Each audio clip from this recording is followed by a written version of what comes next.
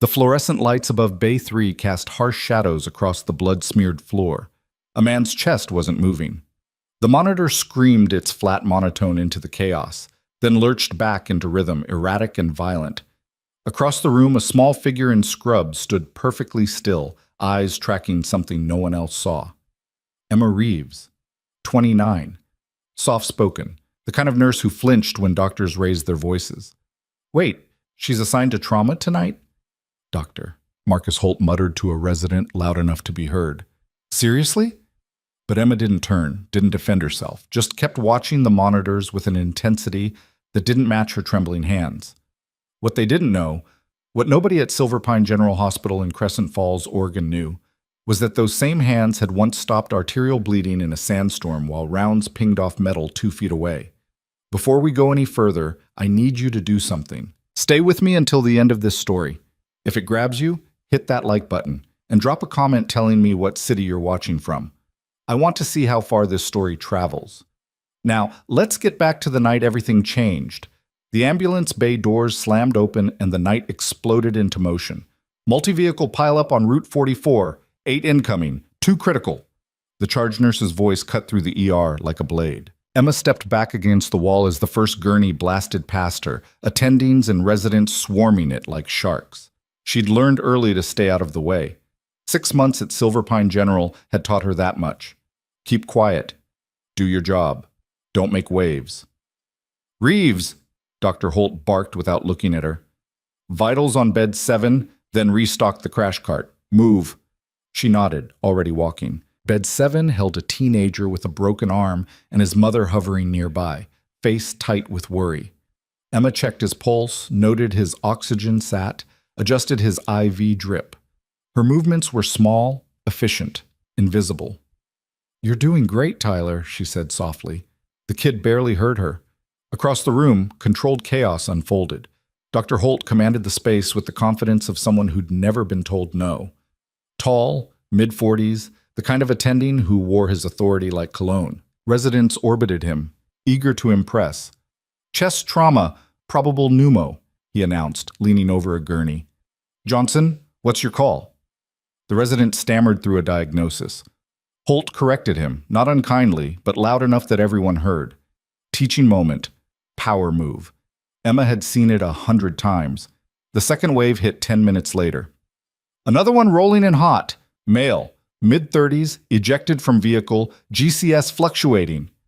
The gurney crashed through the doors. Paramedics were still doing compressions.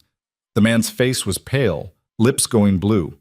Emma glanced up from restocking supplies and something cold flickered behind her eyes.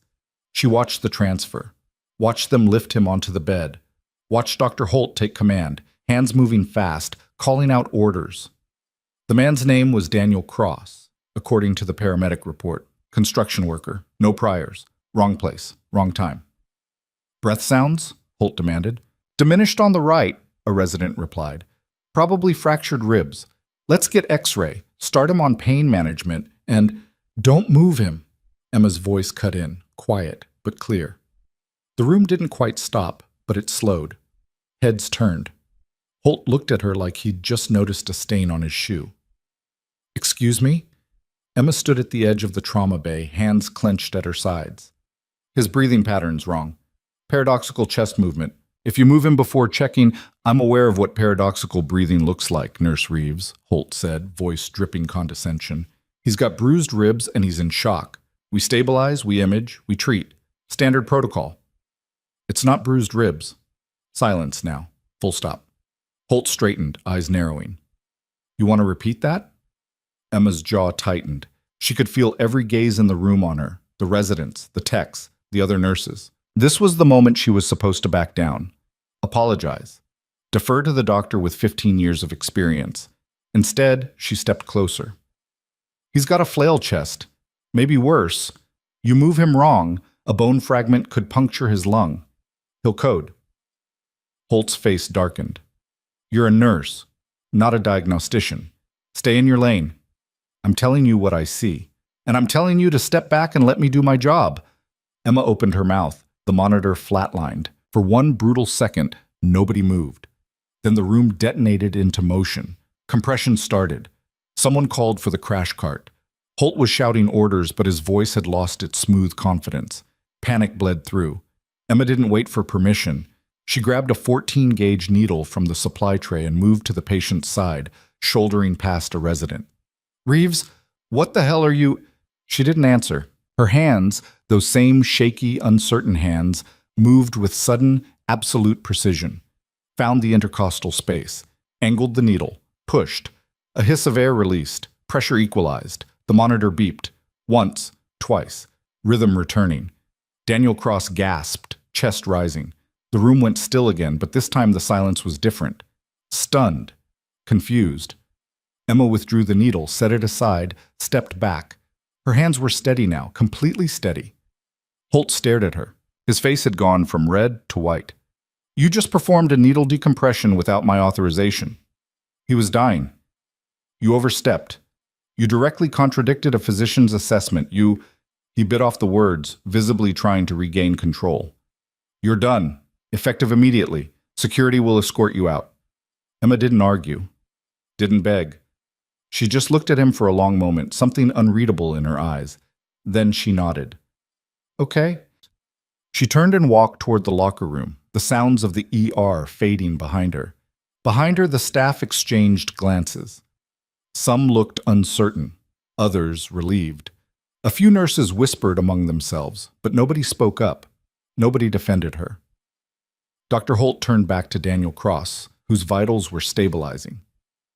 "Get him to imaging, full chest series, and someone page respiratory."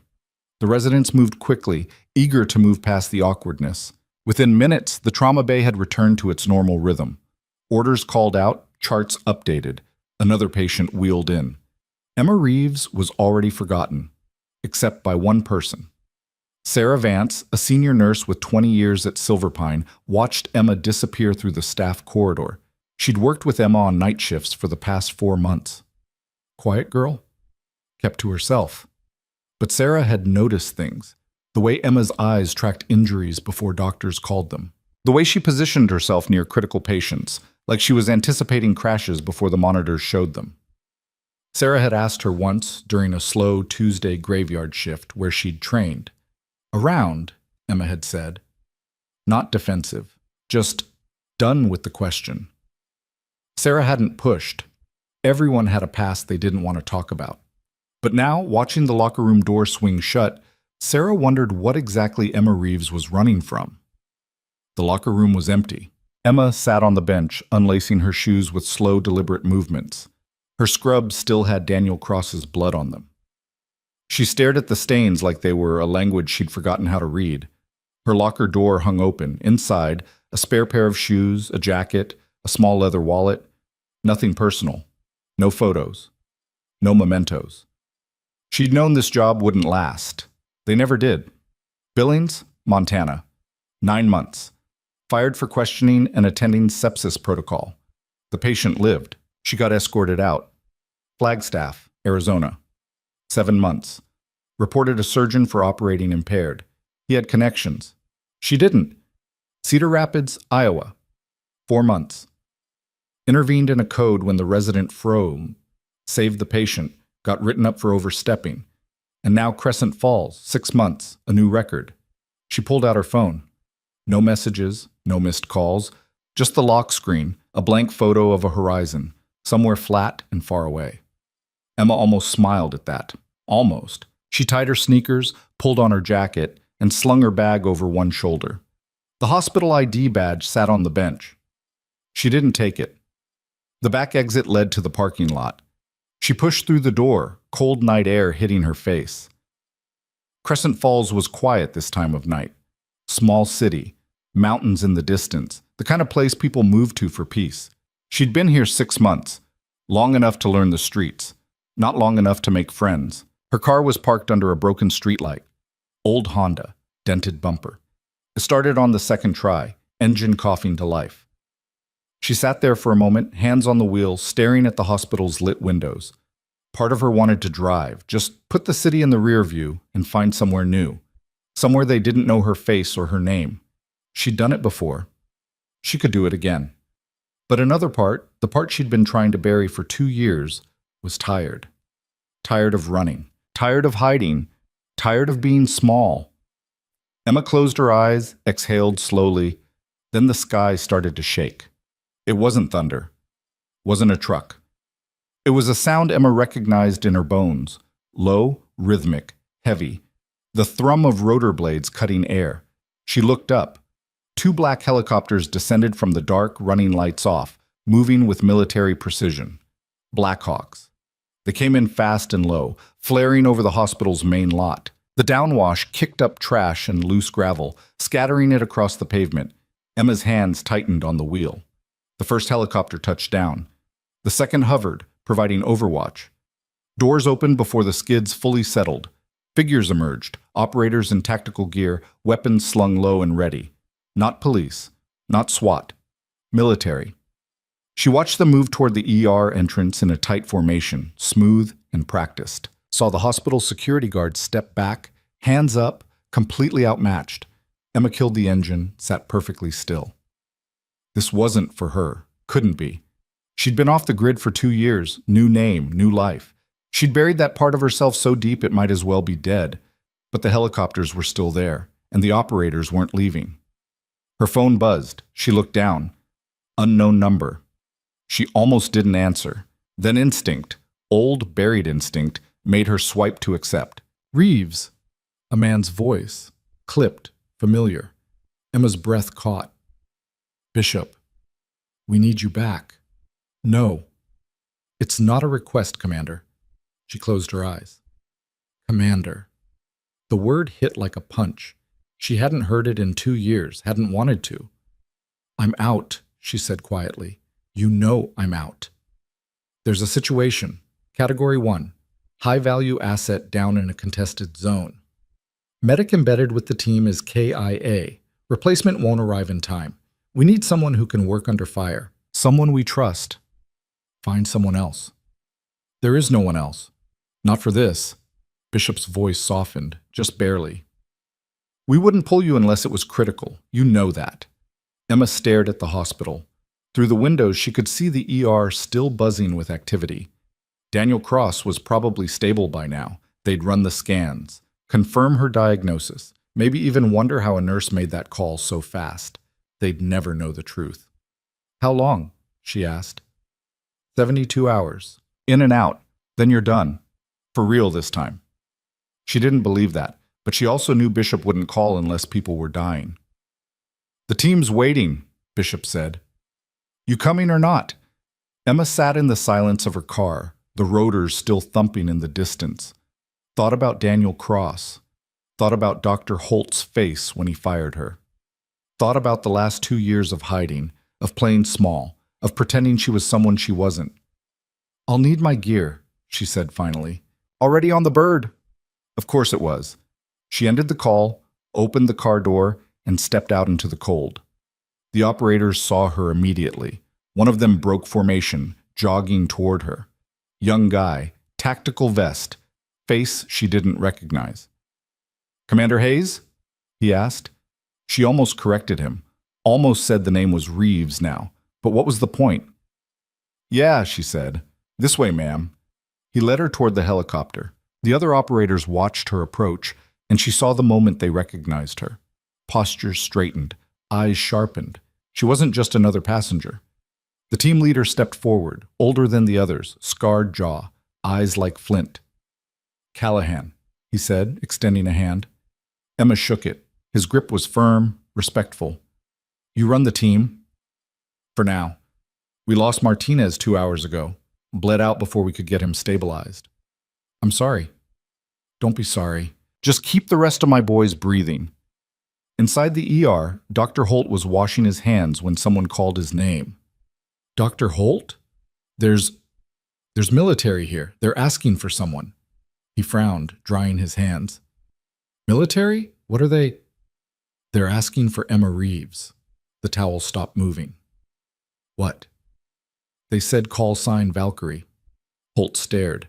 Then he turned and walked fast toward the entrance, white coat flapping behind him. The ER lobby had cleared. Civilians pushed back. Security standing at a distance. And in the center, 4 operators in full tactical gear, weapons ready, faces hard. Their leader stepped forward when he saw Holt. "Where is she?" "Who?" Holt stammered. "Emma Reeves, nurse, brown hair, 5'6", works trauma. She doesn't work here anymore. I fired her 20 minutes ago." The operator's expression didn't change. "Where did she go?" Probably the parking lot, but..." The man turned, spoke into his radio. Seconds later, a response crackled back. He listened, nodded. "She's en route," he said to his team. Then he looked back at Holt. "You fired Commander Hayes?" Holt blinked. "Commander?" "Emma Hayes, former Special Operations Combat Medic, Tier 1 asset. Classified clearance, 3 tours, 17 confirmed saves under fire." The operator's voice was flat, factual, no emotion, which somehow made it worse. "The woman you just fired saved more lives in one deployment than you'll see in your entire career." The room went silent. Holt's mouth opened, closed. No sound came out. Behind him, residents and nurses had gathered, drawn by the commotion. Sarah Vance stood at the edge of the crowd, arms crossed, face unreadable. One of the residents, Johnson, the one who'd been on Daniel Cross, spoke up. That's not possible. She's just a nurse. She barely talks." She's Valkyrie," the operator said simply. "Look it up if you've got clearance." He turned and walked out, his team falling in behind him. The doors swung shut. For a long moment, nobody moved. Then someone pulled out their phone. Outside, Emma climbed into the helicopter. The interior was cold, all metal and straps, and the smell of gun oil. Her gear was waiting: medical pack, plate carrier, helmet. She ran her hands over it, muscle memory taking over. One of the operators leaned in. "Good to have you back, ma'am." She didn't answer, just buckled in and stared out at the hospital as the rotors spun up. Through the windows, she saw people gathering, saw Dr. Holt standing in the entrance, face pale, staring up at the helicopter. She wondered if he understood yet. Probably not. The Blackhawk lifted, smooth and fast, banking hard over Crescent Falls. The city lights spread out below, small and distant. Emma watched them fade, her reflection ghosting in the window. 2 years. She'd lasted 2 years. The operator across from her held out a tablet. "Mission brief. Target zone is 18 hours out. We'll refuel twice." Emma took it, started reading. The words blurred at first, then snapped into focus. High-value target. Hostile territory. Embedded team compromised. Casualty rate climbing. She scrolled down, saw photos, intelligence reports, maps with red zones marked, and then a name, Captain James Rucker. Her hands stopped moving. No, not him. The operator noticed. "You know him?" Emma didn't answer, just kept staring at the screen, at the photo of a man she hadn't seen in 3 years. A man she'd saved once before, in a firefight that still woke her up at night. Kandahar Province, 2021.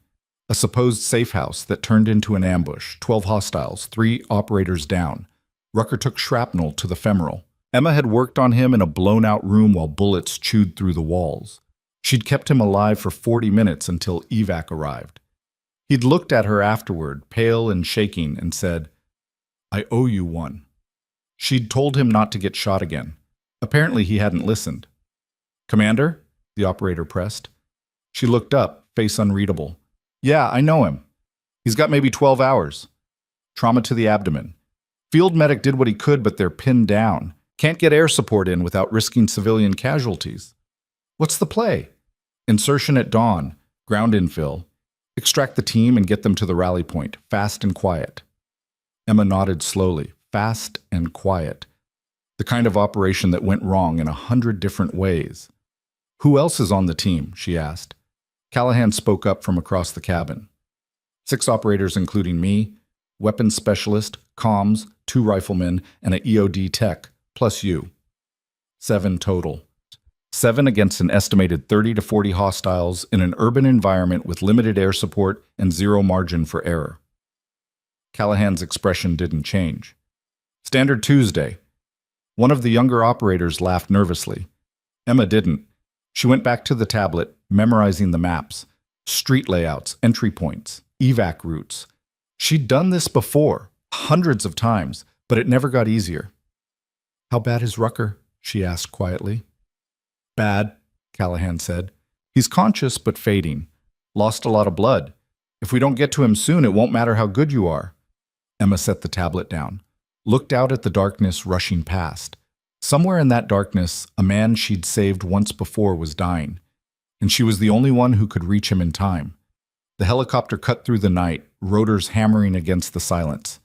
Emma closed her eyes, steadied her breathing. She could feel the old instincts waking up, the part of her that had learned to function under fire, the part that didn't flinch, didn't hesitate, the part she'd tried so hard to bury.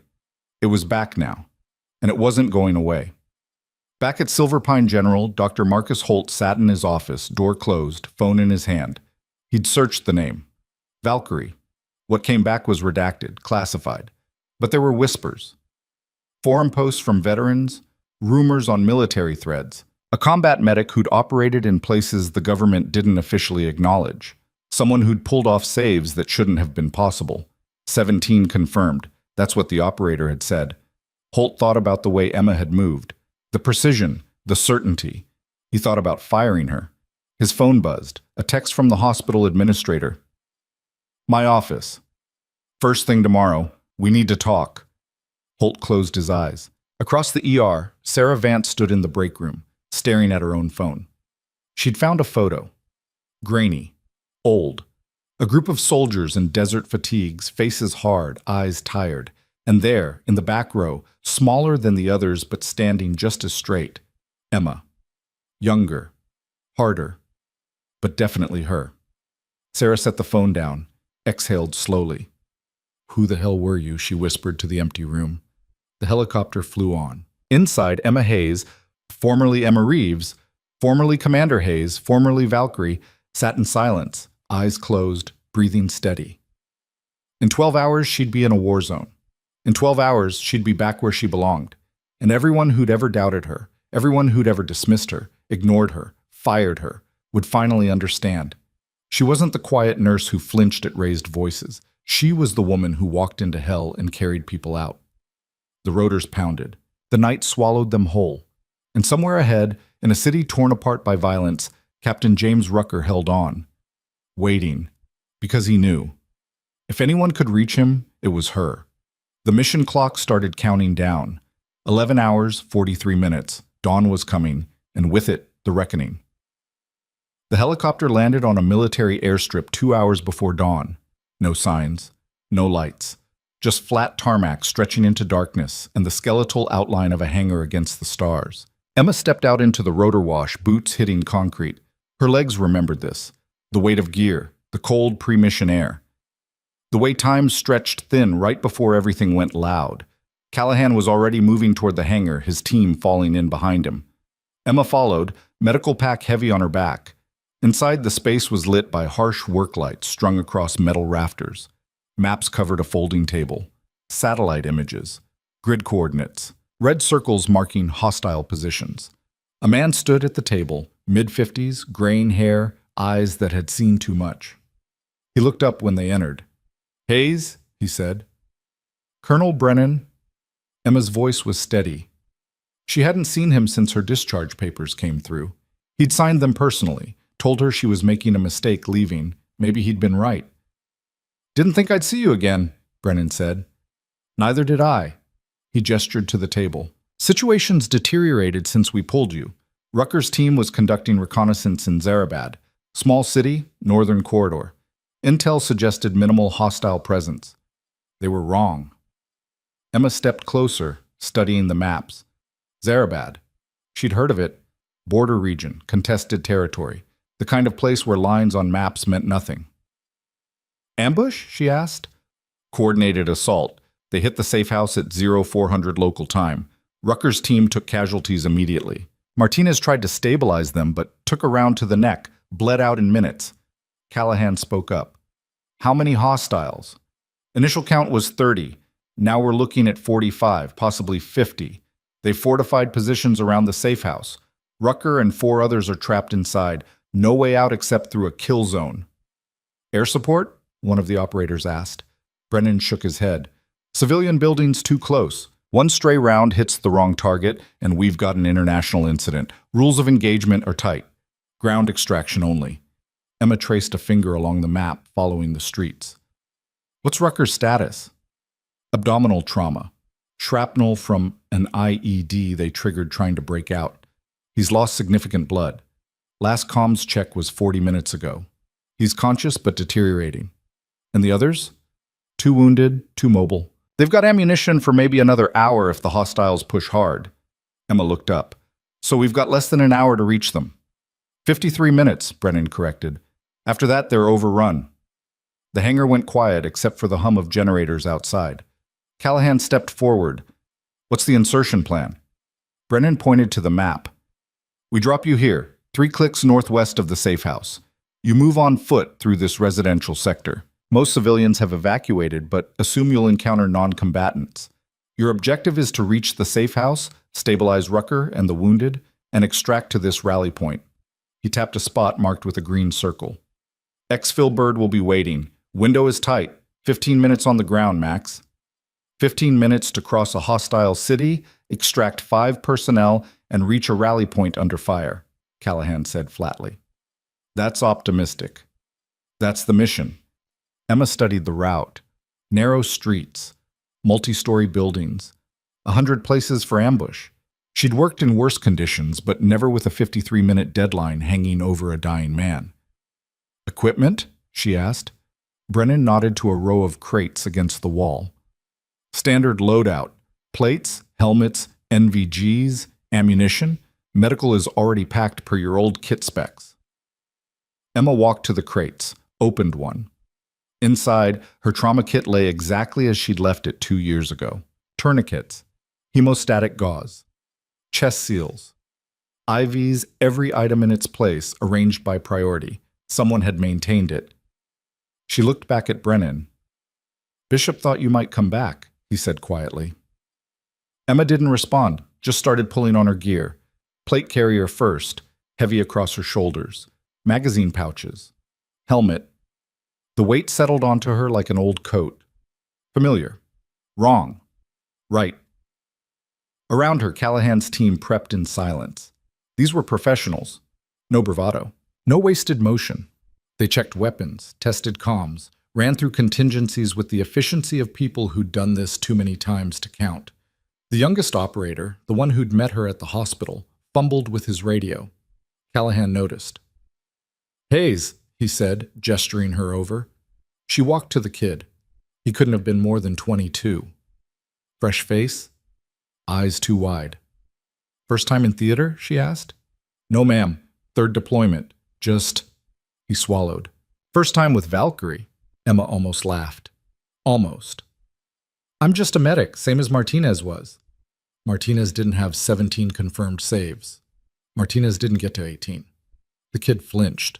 Emma regretted it immediately, but she didn't take it back.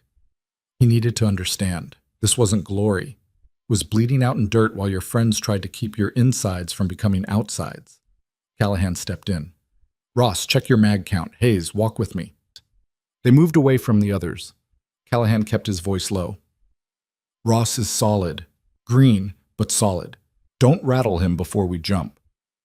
He's already rattled. So are you. Emma stopped walking, looked at him. Callahan's expression was unreadable. 2 years out, desk jobs and quiet shifts. Now you're dropping into a hot zone with 50 hostiles and a man bleeding out. You good? I'm here, aren't I? That's not what I asked. Emma held his gaze. For a moment, she considered lying, telling him she was fine, that the old instincts were still sharp, that she could do this in her sleep. Instead, she said, I don't know. Callahan nodded slowly. Fair enough. Just don't freeze when it counts. I won't. Martinez froze for 3 seconds. That's all it took. Emma felt that land, felt the weight of it settle next to everything else she was carrying. I won't freeze, she said again. Callahan studied her for another moment, then nodded. Good, because Rucker's counting on you, and so am I. He walked back to the team. Emma stood alone for a moment, breathing. Her hands were shaking again. Not much. Just enough to notice. She clenched them into fists, forced them steady. Across the hangar, Brennan was speaking into a satellite phone.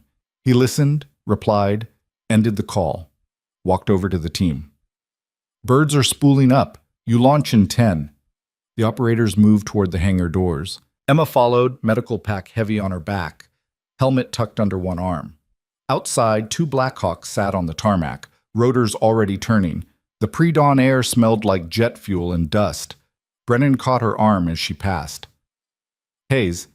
She stopped. Bring them home, he said. That's the plan. All of them. Including yourself. Emma didn't answer, just pulled her arm free and walked toward the helicopter. The flight was rough. Turbulence kicked them around over the mountains, the helicopter bucking and dropping. Nobody talked.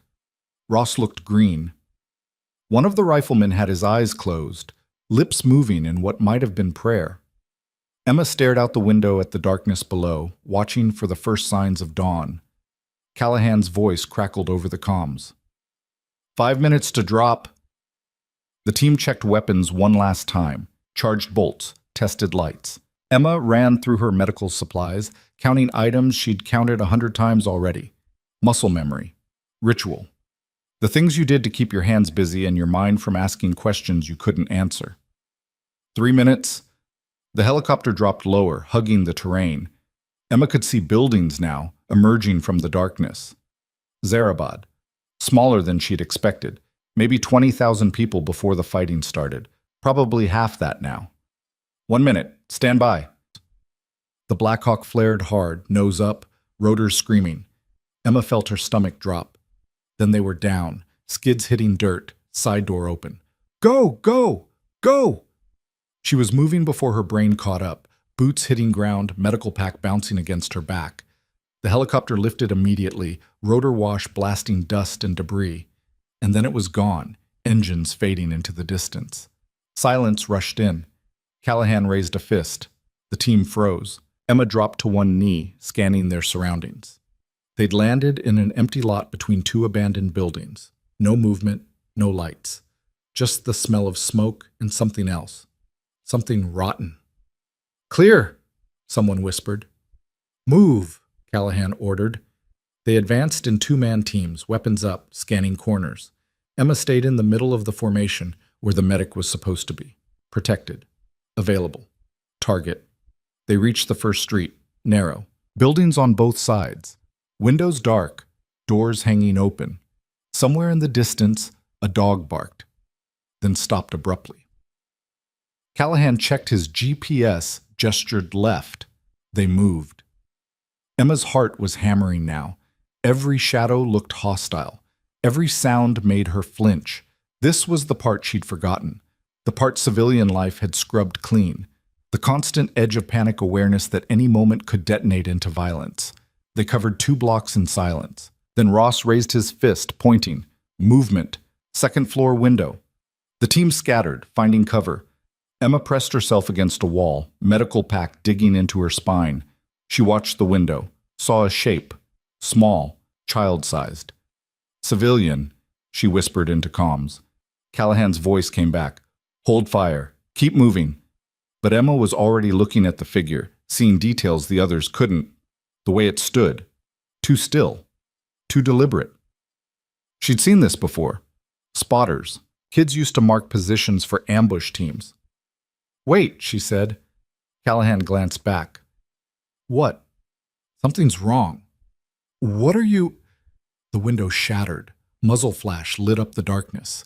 Rounds chewed into the street where they'd been standing 3 seconds earlier.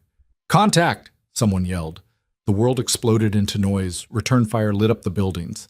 Emma dropped flat, covering her head as masonry exploded above her. She could hear Callahan shouting orders, could hear Ross screaming something, could hear the high crack of rounds passing overhead. She forced herself to breathe, to think, to remember. This wasn't her first firefight. She rolled right, came up behind a concrete barrier, scanned for injuries. The team was scattered but moving, no one down yet. Suppressing fire, Callahan barked. Hayes, Ross, move left, now! Emma grabbed Ross by his vest and pulled. He stumbled after her, eyes wide with shock. They reached a doorway, ducked inside. The building stank of mold and abandonment. You good? She asked. Ross nodded, breathing hard. Yeah, I'm good. Check your sectors. He moved to a window, weapon up. Emma risked a glance outside.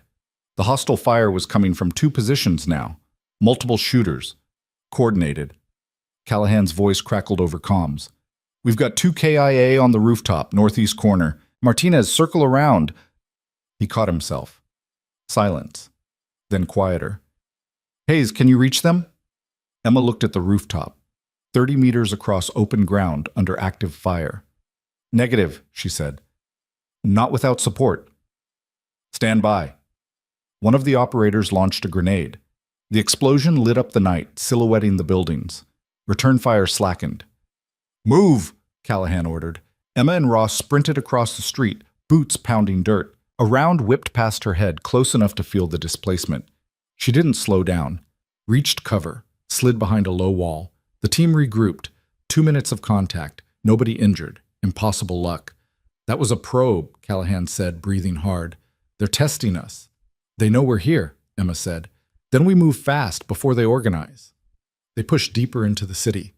The streets grew narrower, debris everywhere, burned out cars, collapsed walls, signs of fighting from previous battles.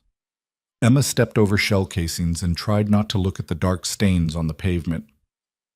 4 blocks from the safe house, they heard it. Automatic weapons fire. Sustained. Close. That's Rucker, Callahan said. They picked up the pace, moving from cover to cover. The gunfire grew louder. Emma could hear voices now, shouting in a language she didn't speak. The hostiles were close. They rounded a corner and saw the safe house. 3-story building, reinforced door blown off its hinges, windows barricaded with furniture, muzzle flashes coming from the second floor, and surrounding it, spread across the street and occupying nearby buildings, dozens of armed fighters. 50 hostiles my ass, someone muttered. That's closer to 70. Callahan pulled them back behind cover. We can't fight through that. We don't have to, Emma said. We just need a window. A window for what? To get inside, stabilize Rucker. Then we hold until exfil. Hold against 70 fighters? For how long? Emma checked her watch. 37 minutes until the extraction window closed. Long enough, she said. Callahan looked at her, then at his team, then back at the safe house. You're insane. You got a better idea? He didn't. Ross, Morrison, set up a support position here. Lay down fire on my mark. Everyone else, with me. We push for the side entrance. Callahan looked at Emma. You stay with me. When we breach, you go straight to Rucker. Don't stop for anything. Got it. I mean it. You're not a shooter. You're a medic. You patch him up and you keep him breathing. That's your only job. Emma nodded. Callahan keyed his radio. Rucker, if you're listening, we're coming in hot. Southwest entrance. 30 seconds. Static. Then a weak voice, barely audible. Copy. Hurry. Callahan looked at his team. Ready? They nodded. Mark. Ross and Morrison opened fire. Tracer rounds lit up the darkness, hammering into the hostile positions. Fighters scattered, returning fire wildly. Callahan's team moved. They sprinted across the street in 2 groups, weapons up, firing as they ran. Emma stayed low, following Callahan's back. A round hit the ground inches from her foot. Another sparked off a metal railing.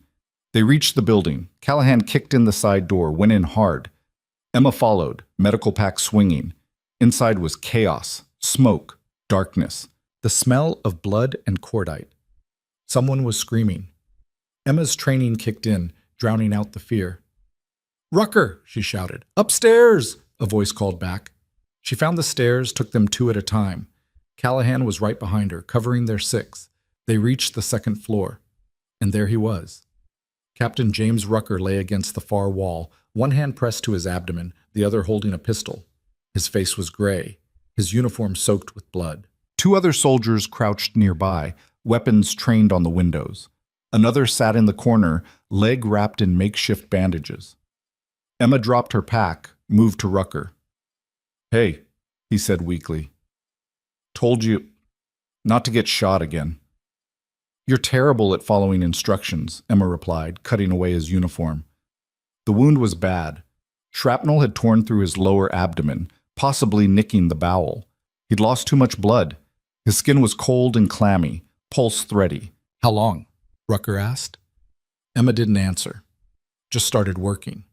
Hemostatic gauze packed into the wound. Pressure. An IV line in his arm, fluids running. Outside, the gunfire intensified. Callahan was shouting orders, coordinating with Ross and Morrison. Hostile fire hammered the building, chewing through the barricaded windows. Hayes, Rucker said, don't talk. Save your strength. Hayes, listen. She looked at him. His eyes were clear despite the pain. If it comes down to it, you leave me. Get the others out. Shut up. I'm serious. I said shut up. Emma's hands didn't stop moving. Bandages, chest seal for the sucking wound she'd just noticed on his side. More gauze. I didn't fly halfway across the world to watch you bleed out, so shut up and let me work. Rucker almost smiled. Then his eyes rolled back. Rucker! Emma checked his pulse. Still there. Barely. I need blood. Does anyone have oat neg? One of the soldiers tossed her a bag from a medical kit. She hooked it up, got it running. Rucker's color improved slightly. Not much, but enough. An explosion rocked the building. Dust rained from the ceiling. RPG, someone yelled. Callahan appeared at the top of the stairs. They're massing for an assault. We've got maybe 5 minutes before they rush us. Emma looked at her watch. 28 minutes until exfil. Can we hold? Against this many? No. Then we break out. With Rucker in this condition, he won't survive the movement. Emma looked down at the man she'd spent the last 10 minutes stabilizing. He was unconscious now, breathing shallow. If they moved him, he'd probably bleed out before they reached the rally point. If they stayed, they'd all die when the hostiles overran their position. No good options. The story of her life. We move, she said finally. I'll keep him alive. You keep them off us. Well, Callahan stared at her. You sure? No, but we're out of time. He nodded grimly. All right, prepare to move in 2 minutes. Grab everything you can carry. We're not coming back. The team scrambled, gathering weapons and ammunition. Emma prepped Rucker for transport, securing his IV, reinforcing his bandages. One of the mobile soldiers helped lift him onto a makeshift litter. This is going to hurt, Emma told the unconscious Rucker. Sorry. Another explosion, closer this time. The building shook. Time's up, Callahan shouted. We go now or we don't go at all. They moved toward the stairs. Emma helped carry the litter, medical pack bouncing against her spine. Behind them, hostile fire intensified. She could hear voices getting closer, boots on stairs. They reached the ground floor. Callahan kicked open the rear exit and stopped. 15 fighters stood in the alley, weapons raised. For one frozen moment, nobody moved. Then everything went to hell. Callahan fired first. The lead hostile went down before his weapon came level.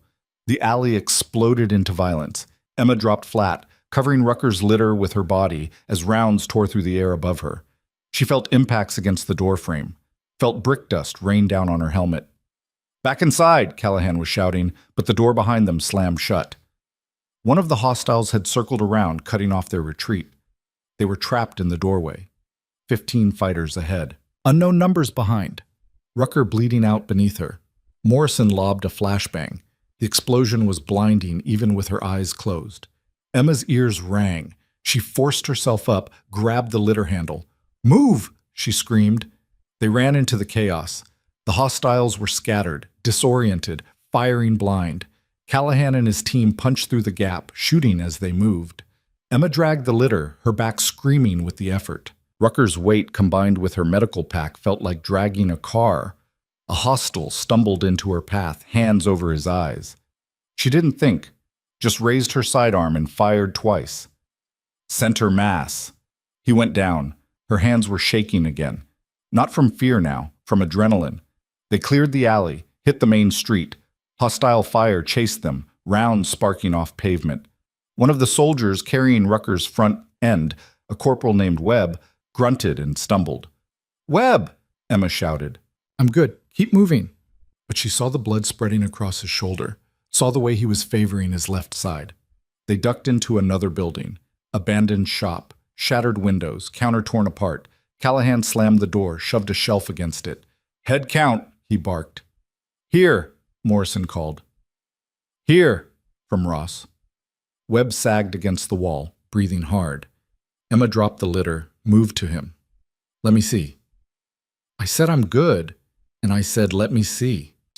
She cut away his uniform. Through and through, upper shoulder, missed the bone but clipped muscle. He'd have limited mobility in that arm. Can you shoot? She asked, packing the wound. Yeah. Can you shoot straight? Webb grimaced. Good enough. Emma taped the bandage, injected morphine, not too much. Needed him functional. Behind them, something heavy hit the door. Once, twice. The shelf scraped across the floor. They're coming through, Callahan said. We need another exit. Emma looked around.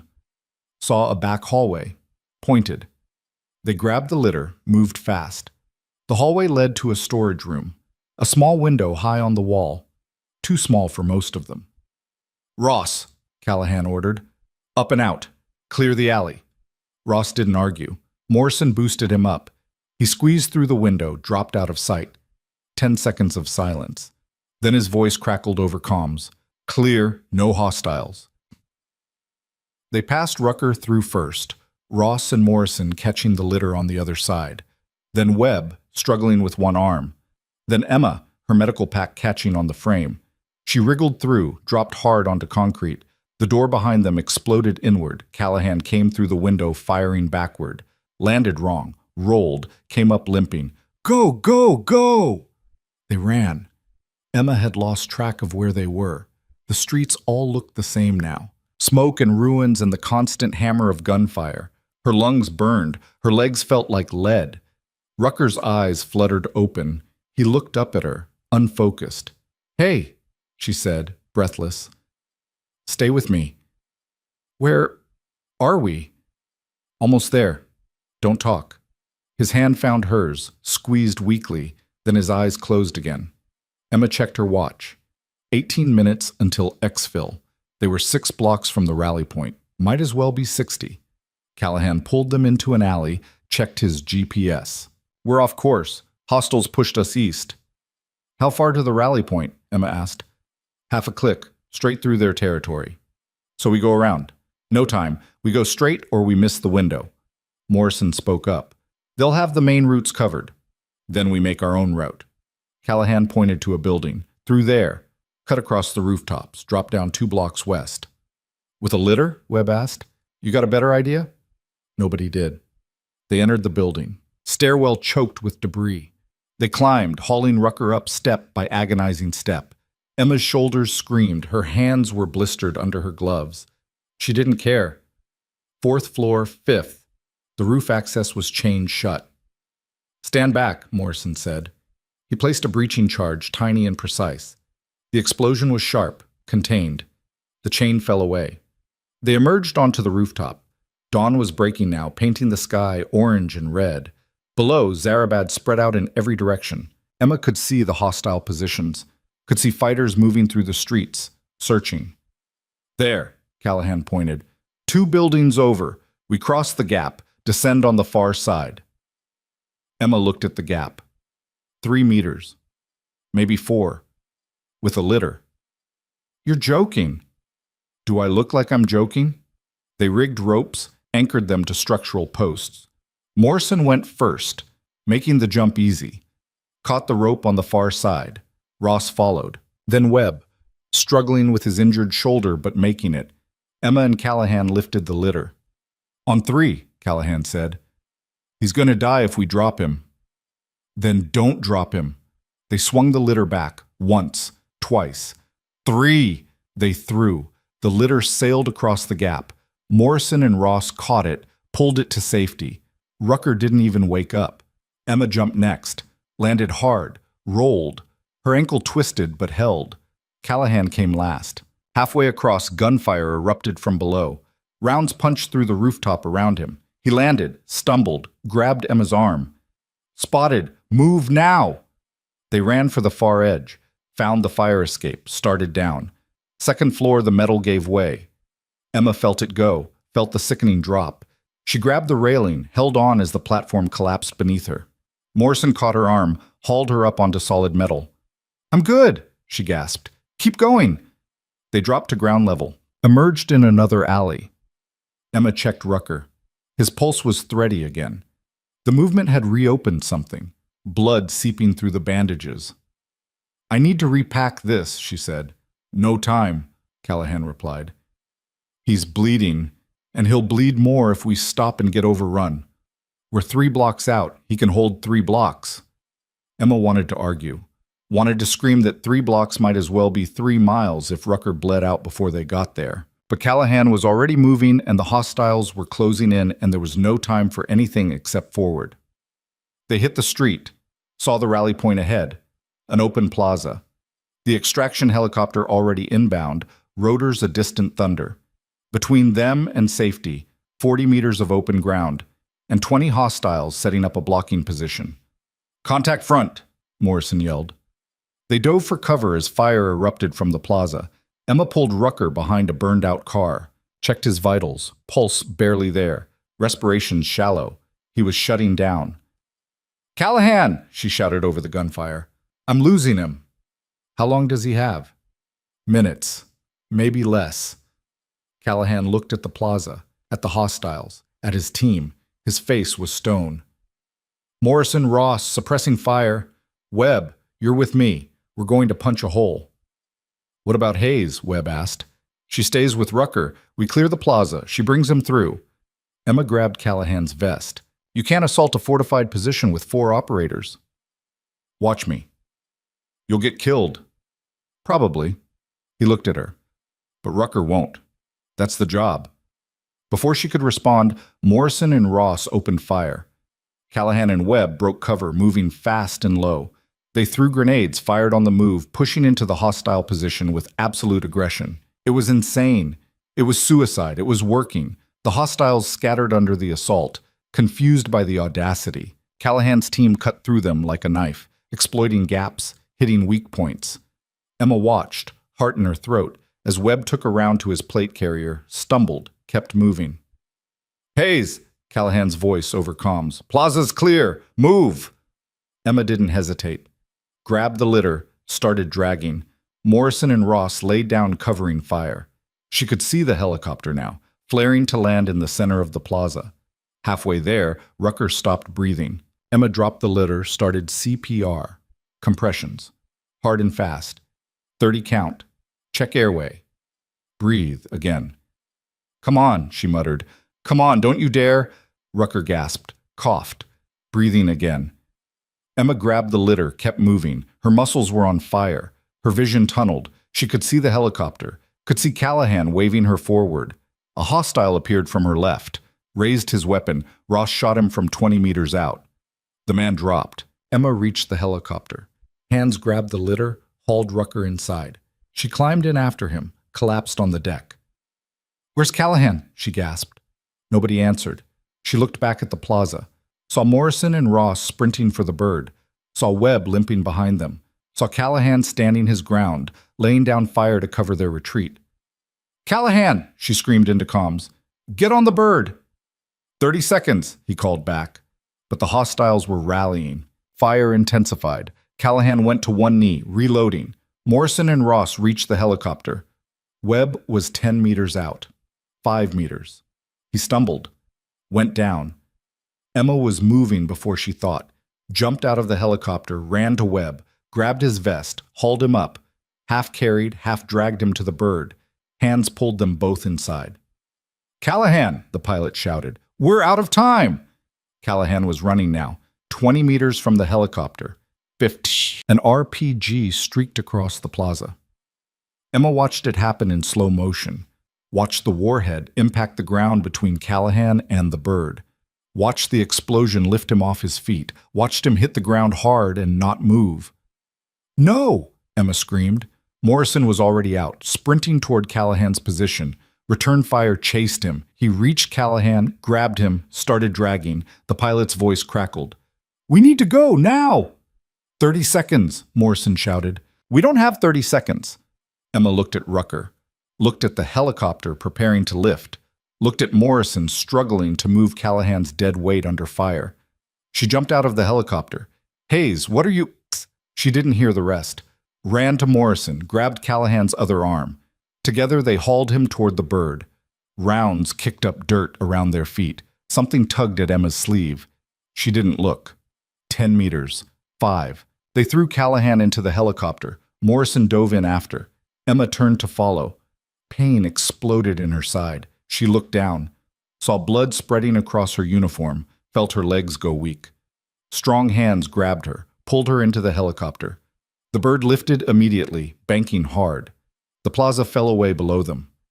Emma lay on the deck, breathing hard, pressed her hand to her side. It came away red. Morrison was leaning over her. "You're hit." "I noticed," she gasped. "How bad?" She felt the wound, explored it with her fingers despite the pain. "Through and through, missed the organs, I think." "You think?" "Won't know until we land."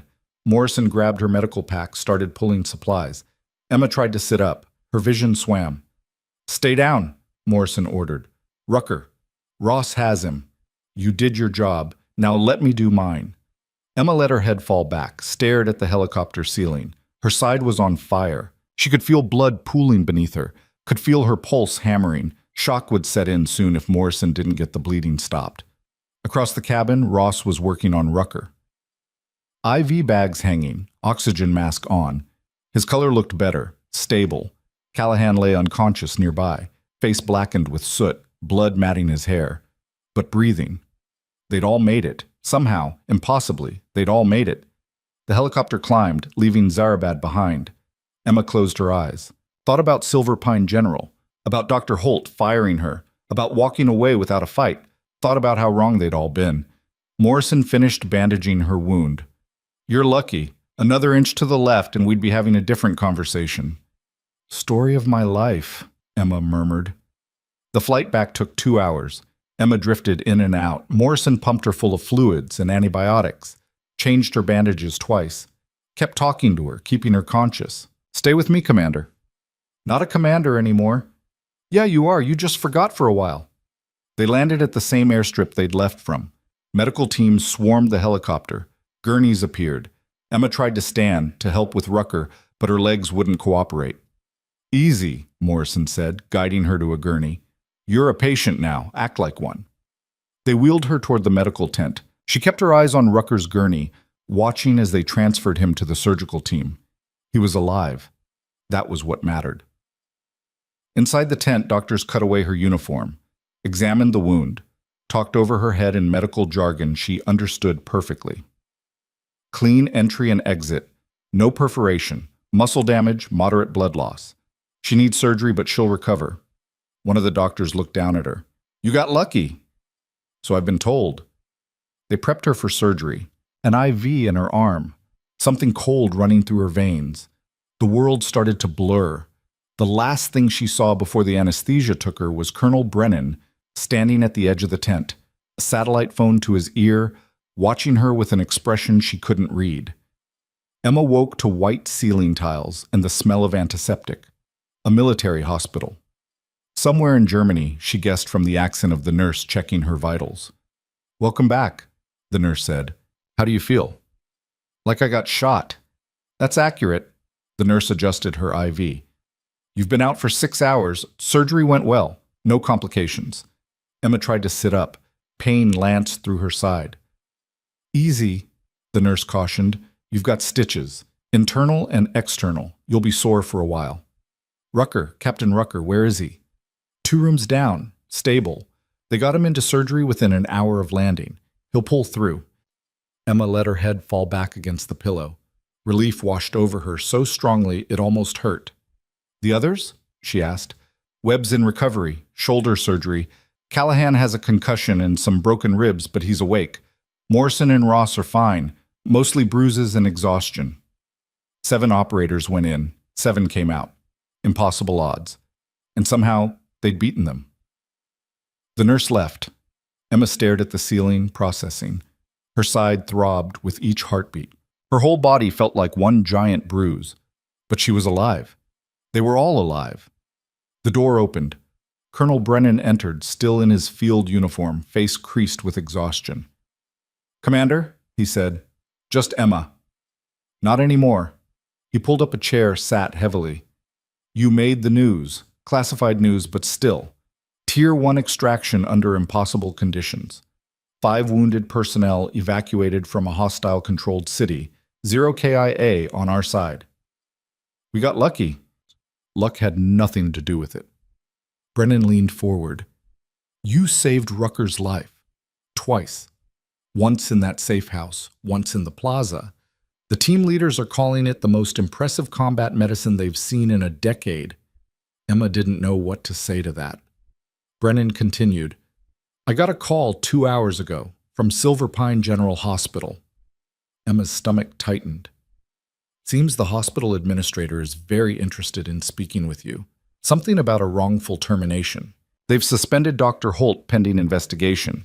Apparently several nurses came forward after you left, complained about his behavior, the way he treats staff. I don't want his job, Emma said quietly. I know, but you might want this. Brennan pulled out a tablet, handed it to her. On the screen, an official letter, Department of Defense, reinstatement offer, full rank restoration, assignment to Joint Special Operations Medical Training Center as senior instructor. Emma stared at it. We need you, Brennan said simply. The next generation of combat medics needs someone who's been there, who knows what it takes, who can teach them not just the medicine, but the mindset. I left for a reason. I know. You were tired, burned out. You needed a break. Brennan's voice softened.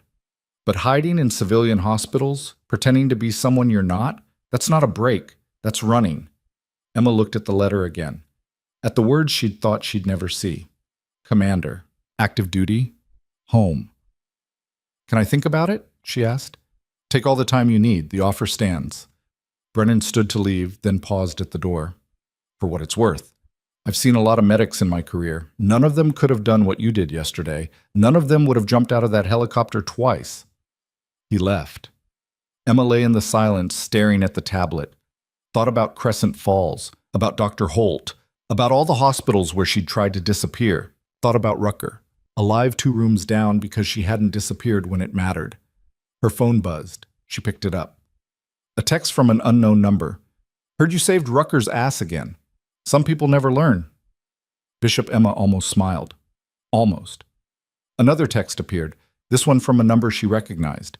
Sarah Vance, the senior nurse from Silver Pine. I don't know who you really are, but I know what you did here. Daniel Cross is alive because of you. That resident they suspended? He's been cutting corners for years. You were the first person brave enough to call him on it. Just wanted you to know. We saw you, even when you thought you were invisible. Sarah. Emma read it twice, set the phone down, thought about visibility, about being seen, about spending 2 years trying to be small when everything in her wanted to be large. The door opened again. She expected another nurse. Instead, Callahan limped in, head bandaged, moving like everything hurt. You look terrible, Emma said. You're one to talk. He eased into the chair Brennan had vacated. Came to say thanks. You pulled me out of that plaza. Could have left me. Never crossed my mind. Liar. But he said it with something that might have been respect. Morrison told me you were hit. Said you didn't even notice until we were airborne. Adrenaline's a hell of a drug. Callahan nodded slowly. Listen, I've worked with a lot of medics. Good ones. Great ones. But yesterday? What you did? He met her eyes. That was legend material. The team wants you to know that. I was just doing my job. No, your job was to patch us up and keep us breathing. You did that. But you also jumped out of a perfectly good helicopter, twice, under fire, to drag wounded operators to safety. He leaned forward. That's not training. That's character. Emma didn't know how to respond to that. Callahan stood, wincing. Anyway, if you ever need anything at all, you call me. That's a debt I won't forget. He limped out. Emma lay back, exhausted. Her side throbbed, her head hurt. But something else was happening, something she hadn't felt in 2 years. She felt whole. The next 3 days blurred together. Surgery recovery, physical therapy, debriefings. Emma answered questions about the mission, walked intelligence officers through every detail. They were particularly interested in how she'd identified Rucker's flail chest in the safe house under fire. Training, she said, and experience. But it was more than that. It was instinct. The kind you couldn't teach. You either had it or you didn't. On the fourth day, Rucker was cleared for visitors. Emma walked slowly to his room, her side still sore but improving. Found him sitting up in bed, color back in his face, looking annoyed at being confined. "There she is," he said when she entered. "My guardian angel. Don't start." "Too late. You've saved me twice now. Pretty sure that makes you responsible for me." Emma pulled up a chair. "How are you feeling?" "Like I got blown up and then dragged across a city, but alive, thanks to you. Thanks to the whole team." "Yeah, but you're the one who kept me breathing long enough for the team to matter." Rucker's expression turned serious. "I heard what happened. You got shot pulling Callahan out. Barely grazed. Liar. They said you needed surgery." Emma shrugged, regretted it immediately as pain shot through her side. "See," Rucker said, "you're as bad at taking care of yourself as I am at not getting shot. Clearly, we're both terrible at our jobs." They sat in comfortable silence for a moment. "What are you going to do now?" Rucker asked. "I heard Brennan offered you a teaching position. How did you—" Word travels fast, especially when it involves Valkyrie coming out of retirement. Emma winced at the call sign. "I don't know. Part of me wants to say yes, get back to what I'm good at, but another part still wants to hide." She looked at him sharply. Rucker met her gaze. "I get it. After my first tour, I tried to go back to normal life. Got a job at a construction company. Lasted 3 months. Couldn't handle how small everything felt. How safe, how meaningless." "What did you do?" "Re-enlisted. Because I realized I wasn't running toward something. I was running from who I'd become. And you can't run from yourself. Trust me, I tried." Emma knew he was right. Had known it for 2 years but hadn't wanted to admit it. "The nurses who worked with you at Silver Pine," Rucker continued, "they saw something, even if they didn't know what it was. You can't hide that kind of competence, that kind of presence. You were always going to get caught eventually. I just wanted to help people without all the weight." "And you did. Daniel Cross is alive because you refused to stay quiet." "How many others did you save in those civilian hospitals? How many patients got better care because you were in the room, even if nobody knew why you were so good at what you do?" Emma hadn't thought about it that way. "But now," Rucker said, "you've got a choice. Keep hiding and helping one patient at a time, or come back and train the next generation of medics who'll go on to save thousands, maybe tens of thousands, over their careers." He made it sound so simple. Maybe it was. Emma stood carefully. "Get some rest. You need to heal. So do you. Yeah, I'm working on it." She left his room, walked slowly back to her own. Her phone buzzed, another text. This time from a number with a Crescent Falls area code. "Dr. Holt has been terminated. Investigation found multiple violations. You were right about Daniel Cross. You were right about everything. The hospital board wants to extend a formal apology and discuss your return. Chief of Emergency Medicine position is open. We'd like to talk. Administrator Walsh, Silver Pine General." Emma read it 3 times. Chief of Emergency Medicine. The job she'd never asked for. The recognition she'd never wanted. Except maybe she had wanted it. She'd just been too afraid to admit it. Her phone buzzed again. Brennan.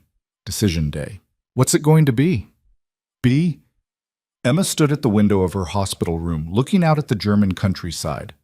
Thought about Crescent Falls. About Silver Pine General. About Dr. Holt's face when he fired her. Thought about the look in Rucker's eyes when he woke up and realized he was still alive. Thought about Morrison pulling her into that helicopter. Thought about Callahan saying that's character. Thought about Sarah's text. "We saw you." She picked up her phone, typed a response to Brennan. "I'm in." "When do I start?" The response came immediately. "Already processed your reinstatement. Report to Fort Bragg in 2 weeks. Welcome back, Commander." Emma set the phone down, looked at her reflection in the window. For the first time in 2 years, she didn't see someone hiding. She saw herself. 3 days later, she was cleared for travel. The transport plane was waiting. She walked across the tarmac, side still sore but healing. Callahan and his team were there to see her off. "Don't be a stranger," Morrison said, shaking her hand. "You ever need us, you call," Webb added, his arm still in a sling. Ross just nodded, but his eyes said enough. Callahan stepped forward last, extended his hand. Emma took it. "You made us look good out there," he said. "You made it easy." "Liar," he smiled. "Take care of yourself, Commander." "You too." She boarded the plane, found her seat, buckled in. As the engine spooled up and the aircraft began to taxi, Emma pulled out her phone. One last message to send. To Dr. Marcus Holt at Silverpine General Hospital. She stared at the blank message screen, thought about what she wanted to say, about vindication, about proving him wrong, about rubbing his face in his mistake. Instead, she deleted the message unsent. He'd figure it out on his own. The plane lifted off. Below, Germany fell away. Ahead, home waited. Emma closed her eyes. For the first time in years, she wasn't running towards something or away from something. She was just moving forward. And that made all the difference. The plane banked west. Behind her, in a hospital room in Zarabad, a construction worker named Daniel Cross sat up in bed, reading a newspaper. The headline talked about a raid, about hostages rescued, about impossible odds. It didn't mention Emma, but Cross knew. Somehow, he knew. In Crescent Falls, Sarah Vance stood in the Silverpine General ER, watching a new resident fumble through a trauma assessment. She thought about Emma, about quiet competence, about the courage it took to speak up. "Stop," Sarah said, stepping in. "You're missing something." The resident looked annoyed. "I've got this under control." "No, you don't. Look at the patient's breathing pattern." The resident looked, saw what Sarah saw. Paradoxical chest movement. "Flail chest," Sarah said quietly. "Just like the last time." The resident's face paled. Sarah smiled. "Let me show you how it's done." And in a government office in Washington, D.C., a file was updated. Status: active duty assignment, JSOMTC, senior instructor. Call sign: Valkyrie. Notes: recommended for commendation. Mission success rate 100%. Irreplaceable asset. The file closed. The system updated. And somewhere between Germany and North Carolina, Commander Emma Hayes slept dreamlessly on a transport plane. Her side healing, her future waiting, her past finally at peace. She'd spent 2 years being invisible. Now everyone would see exactly who she was. And she was ready. The plane touched down at Pope Army Airfield outside Fort Bragg just after midnight. Emma stepped onto the tarmac, breathing in North Carolina air that tasted like pine and coming rain. A staff car waited, engine running, headlights cutting through the darkness. The driver saluted. "Commander Hayes, welcome home." Home. The word sat strange in her mouth. They drove through the base in silence. Emma watched the familiar buildings slide past.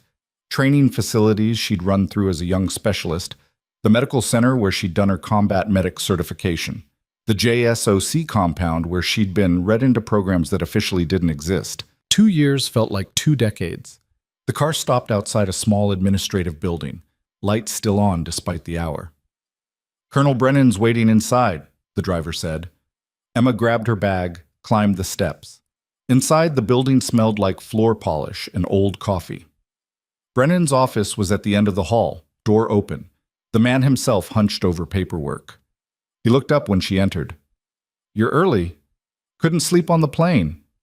"Good, we've got work to do." He gestured to a chair. "Sit. We need to talk about what happens next." Emma sat, her side twinged with the movement. Brennan set down his pen. "The teaching position starts in 2 weeks. You'll be instructing advanced tactical medicine to special operations medics. Small classes, high washout rate. The ones who make it through your course will be the best we have." "What about the ones who don't?" "They go back to conventional units, still good medics, just not elite."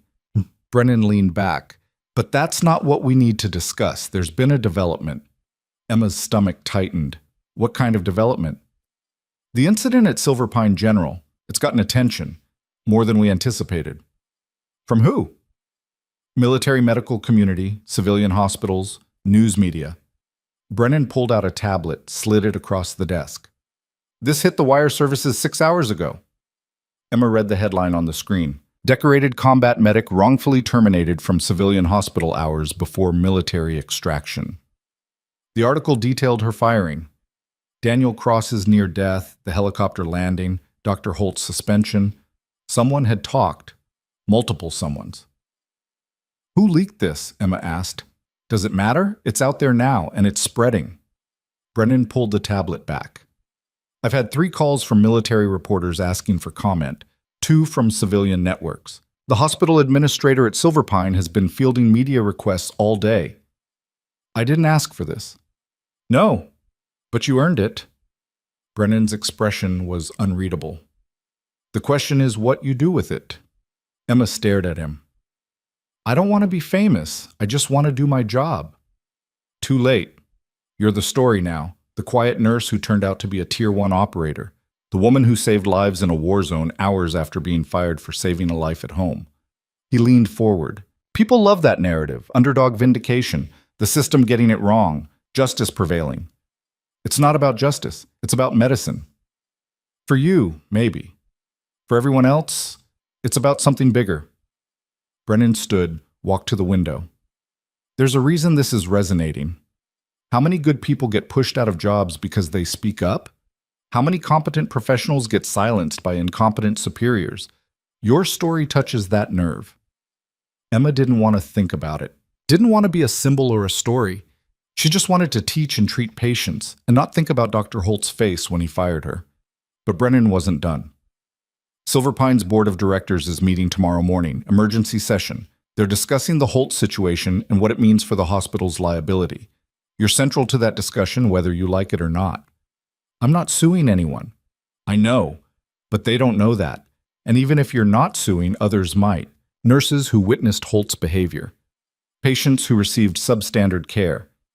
The hospital is looking at significant exposure. Emma rubbed her temples. What do you want from me? I want you to be prepared, because this isn't going away. And when Silverpine implodes, and it will implode, people are going to look to you for answers. I don't have answers. Yes, you do. You were there. You saw what was wrong and you said something. That's more than most people manage. Brennan returned to his desk. Get some rest. Report here at 0800. We'll start your onboarding and figure out how to handle the media circus. Emma stood, grabbed her bag, paused at the door. Did Bishop know? She asked. When he called me. Did he know this would happen?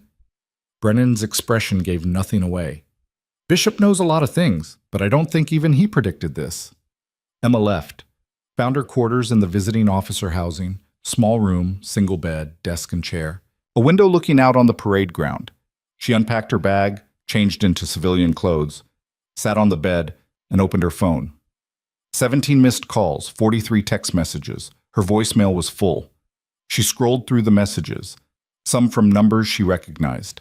Sarah Vance, a few other nurses from Silverpine, several from reporters, one from Administrator Walsh asking her to call urgently, and one from a number she didn't recognize but knew immediately. Proud of you, even if you don't want to hear it. Dad. Emma stared at that message for a long time. Her father, retired Army colonel, the reason she'd joined in the first place. They hadn't spoken in 3 years, not since her discharge. He'd called it a mistake, said she was running from her potential. Maybe he'd been right. She didn't reply. Just set the phone down and lay back on the bed, staring at the ceiling. Tomorrow she'd start becoming Commander Hayes again. Tonight she was just Emma, exhausted and wounded and not entirely sure she'd made the right choice. But she was here. That had to count for something. Sleep came hard and broke easy. Emma woke at 05:30 out of habit, showered carefully around her stitches, dressed in the uniform she'd packed. Army combat uniform, name tape reading Hayes, medic patch on the sleeve, rank insignia she'd earned the hard way. She looked at herself in the mirror. For the first time in 2 years, the reflection matched who she actually was. At 800, she reported to Brennan's office. Found him on the phone, expression grim. He waved her to a chair, finished his call. That was the Pentagon, he said without preamble. They want you to make a statement. About what? The Silverpine situation, your side of the story. Public Affairs thinks it'll help control the narrative. I don't want to control the narrative. I want it to go away. It's not going away. Brennan turned his monitor toward her. On screen, a news website with Emma's photo, her official military portrait from 5 years ago, next to a headline, a passline about wrongful termination and heroic rescue. Where did they get that photo? Emma asked. Public domain. It's on your military record, which means every news outlet in the country has access to it. Emma felt sick. Brennan continued. Dr. Holt is apparently not handling this well. He gave an interview this morning claiming you were insubordinate and reckless. Said he fired you for patient safety concerns. He's lying. We know. But he's got a platform and he's using it, which is why public affairs wants you to counter. With what? The truth? Exactly the truth. The fact that you identified a life-threatening condition he missed. That you intervened when he was making a fatal mistake. That Daniel Cross is alive because you refused to stay silent. Emma stood, paced to the window. If I make a statement, it becomes a fight. He'll escalate. It'll turn into a circus. It's already a circus. You're just choosing whether to be in the center ring or the audience. Emma hated that he was right. Hated that her quiet exit from civilian medicine had turned into a public spectacle. But most of all, she hated that Marcus Holt was out there lying about what happened, trying to rewrite history to save his own skin. What kind of statement? She asked finally. Brief, factual, unemotional. You describe what you observed, what you recommended, what happened afterward. You don't attack Holt personally. You just state facts and let people draw their own conclusions. When? This afternoon, 1400 hours. Video conference with Public Affairs. They'll walk you through it. Emma nodded slowly. Fine. But I want to see what Holt said first. Brennan pulled up the interview. Local news segment from a Crescent Falls station. Dr. Marcus Holt in a suit, sitting in what looked like a lawyer's office. Nurse Reeves showed a pattern of insubordination, Holt was saying, voice smooth and confident. She repeatedly contradicted medical staff, performed procedures without authorization, created a hostile work environment. The incident with Mr. Cross was the final straw. She endangered his life with an unnecessary intervention. The interviewer pushed back, but hospital records show Mr. Cross had a pneumothorax that would have been fatal without decompression. Hospital records can be interpreted many ways. What matters is that Nurse Reeves violated protocol and put a patient at risk. I made the difficult but necessary decision to terminate her employment. Emma's hands clenched into fists. Brennan paused the video. He's trying to get ahead of it. Frame the narrative before you can. He's rewriting what happened. Yes, which is why your statement matters. You're not just defending yourself. You're defending every medical professional who's been silenced for speaking up. Emma looked at Holt's frozen face on the screen, remembered his expression when he fired her, the certainty, the condescension, the absolute conviction that he was right and she was wrong. I'll do the statement, she said, but I'm not playing his game. I'm stating facts, nothing more. That's all we're asking. The rest of the morning was orientation. Emma met with the JSOMTC staff, toured the training facilities, reviewed curriculum. The work was familiar, grounding. This was medicine stripped of ego and politics, just skills and knowledge and the discipline to apply them under pressure. At 13:30, she returned to Brennan's office. A public affairs officer was waiting, Captain Andrea Mills, sharp-eyed and professional. Commander Hayes, Mills said, extending a hand. I'll be coordinating your statement. First, I want to be clear. This is voluntary. You don't have to say anything publicly. But you think I should. I think silence looks like guilt, and I think Dr. Holt is counting on you staying quiet. Emma sat down. What do you need from me? Mills opened a laptop. Just your account. What happened that night? Stick to observable facts. Avoid characterizing Holt's motives or competence. Let the facts speak for themselves. They spent 30 minutes drafting the statement. Emma described arriving at work, the trauma cases, Daniel Cross's presentation, her assessment of flail chest and pneumothorax, Holt's dismissal of her concerns, cross-coding, her intervention, the successful decompression. Did you consider not intervening? Mills asked. No, he was dying. I had the skills to save him. That's not a choice. Mills typed that in verbatim. Good. That's the core of your statement.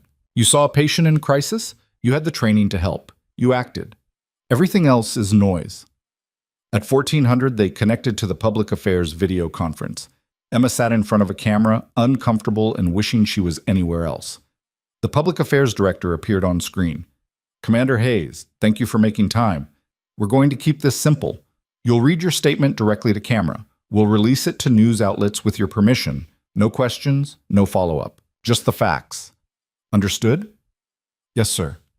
Whenever you're ready. Emma looked at the camera, thought about Daniel Cross, about Sarah Vance, about every nurse who'd ever been ignored or dismissed or pushed out for doing the right thing. She began reading.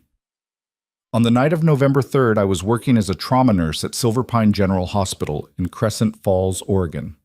A patient arrived with injuries from a motor vehicle accident. Based on my assessment, diminished breath sounds, paradoxical chest movement, and declining oxygen saturation, I believed he had a flail chest with possible tension pneumothorax. I communicated this to the attending physician and recommended against moving the patient until we could rule out the pneumothorax.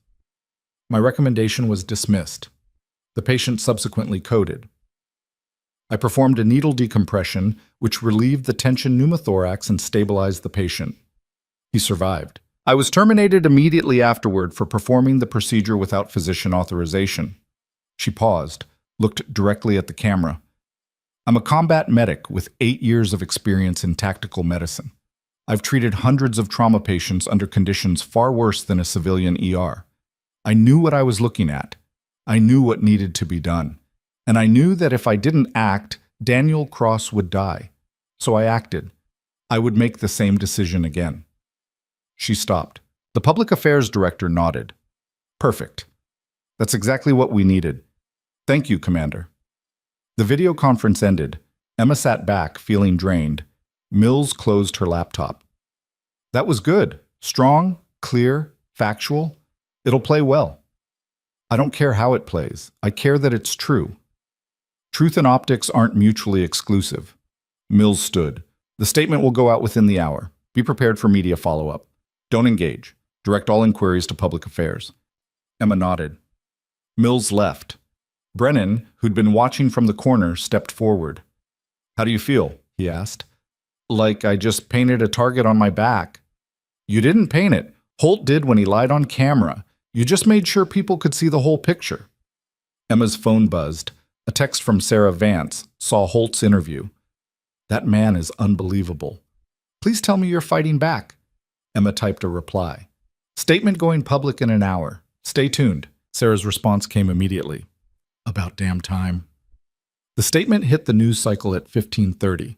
Within an hour, it had been picked up by major networks. By evening, it was trending on social media.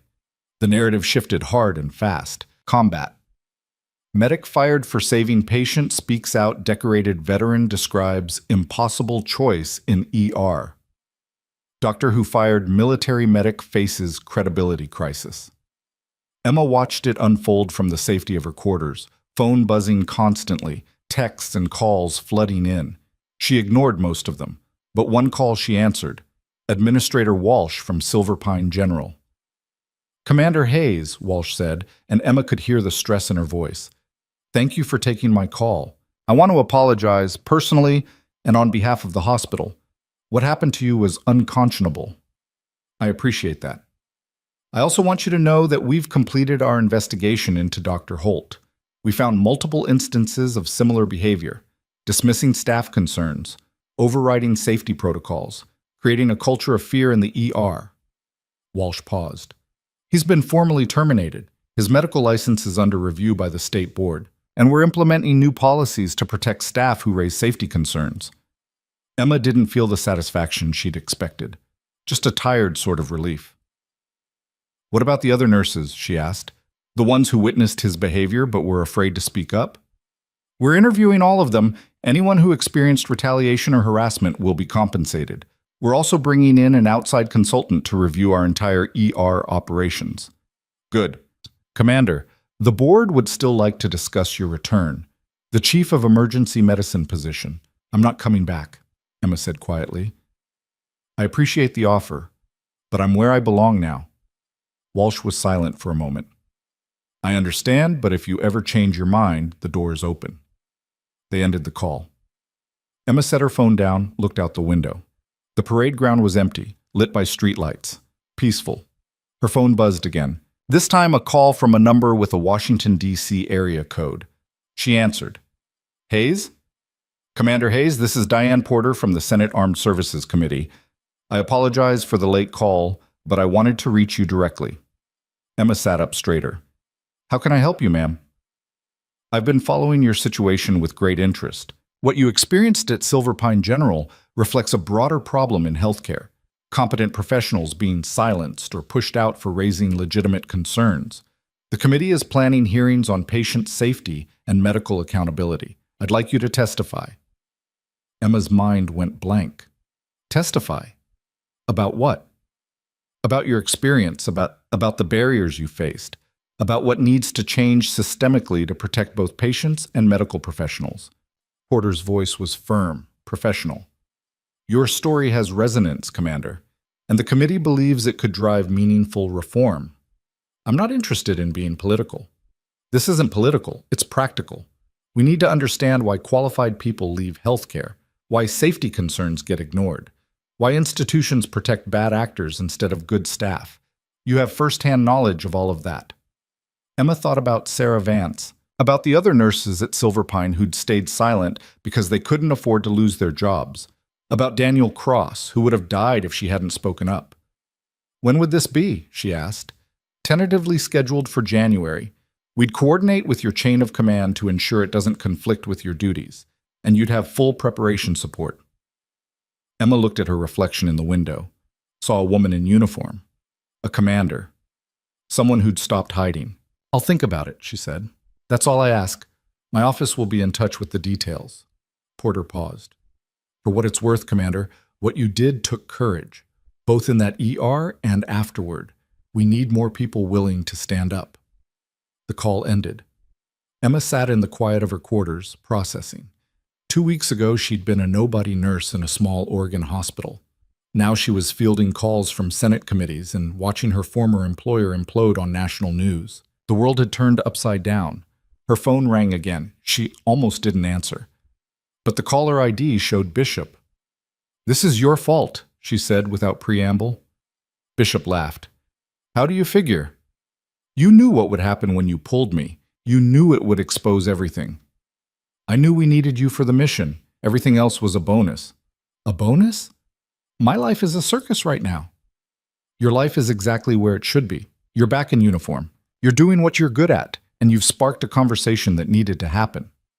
Bishop's voice turned serious. Marcus Holt isn't the only doctor who silences nurses. Silver Pine isn't the only hospital with toxic culture. You didn't ask to be the catalyst, but you are. Deal with it. You're an asshole. Frequently, but I'm a correct asshole. He paused. How's the side? Healing. Good. Because we might need you again. Different mission. Same skill set. Emma's stomach tightened. I'm teaching now, not operational. You're both. That's what makes you valuable. Bishop, think about it. That's all I'm asking. He hung up. Emma sat in the darkness, phone in her hand, mind racing. She'd wanted simple, wanted quiet, wanted to disappear into medicine and never be noticed again. Instead, she'd become visible in ways she'd never imagined. And the terrifying part was realizing she didn't want to hide anymore. The next morning, Emma reported to the JSOMTC facility at 0600. The first class of students was already assembled, 12 special operations medics, all veterans of multiple deployments, all watching her with a mixture of respect and curiosity. She stood in front of them, feeling the weight of their attention. I'm Commander Hayes, she began. For the next 8 weeks, I'm going to teach you advanced tactical medicine. Some of you have already heard stories about me. Forget them. They're not relevant. What's relevant is keeping your teammates alive under the worst conditions imaginable. That's what we're here for. She walked along the front row, making eye contact with each student. You've all been through basic combat medicine. You know how to stop bleeding, clear airways, treat shock. What I'm going to teach you is how to make impossible decisions, how to triage when everyone's critical, how to operate with limited supplies under fire, how to carry the weight of knowing you can't save everyone. The room was absolutely silent. This isn't a heroics course. Emma continued. Heroes get people killed. This is about discipline, knowledge, and accepting that sometimes your best isn't good enough. The goal is to make your best as good as humanly possible, then live with the outcomes. She stopped at the front of the room again. Any questions? One student raised his hand. Sergeant First Class, multiple deployment patches, eyes that had seen things. Ma'am, is it true you jumped out of an extraction helicopter twice? Emma looked at him, considered deflecting, considered saying it wasn't relevant. Instead, she said, yes, because 2 of my teammates were still on the ground and I wasn't leaving without them. I got shot doing it. Don't recommend it, but sometimes the mission requires accepting risk you can't mitigate. Next question. Another hand. How do you decide when to break protocol? You don't break protocol. You make a clinical judgment based on the situation in front of you. If your training says one thing but your patient assessment says another, you trust your assessment. But you'd better be right. Because if you're wrong, people die, and it's on you. The questions continued. Emma answered each one directly, pulling from experience, from mistakes, from the hundreds of patients she'd treated over the years. By the end of the session, she could see the shift in how they looked at her. Not curiosity anymore, recognition. These were her people. They understood what she understood. The weight, the stakes, the impossible choices. After class, the senior student approached. Master Sergeant named Hawkins, early 30s, quiet confidence. Ma'am, just wanted to say it's an honor. I read about what you did at Silver Pine and Zarabad.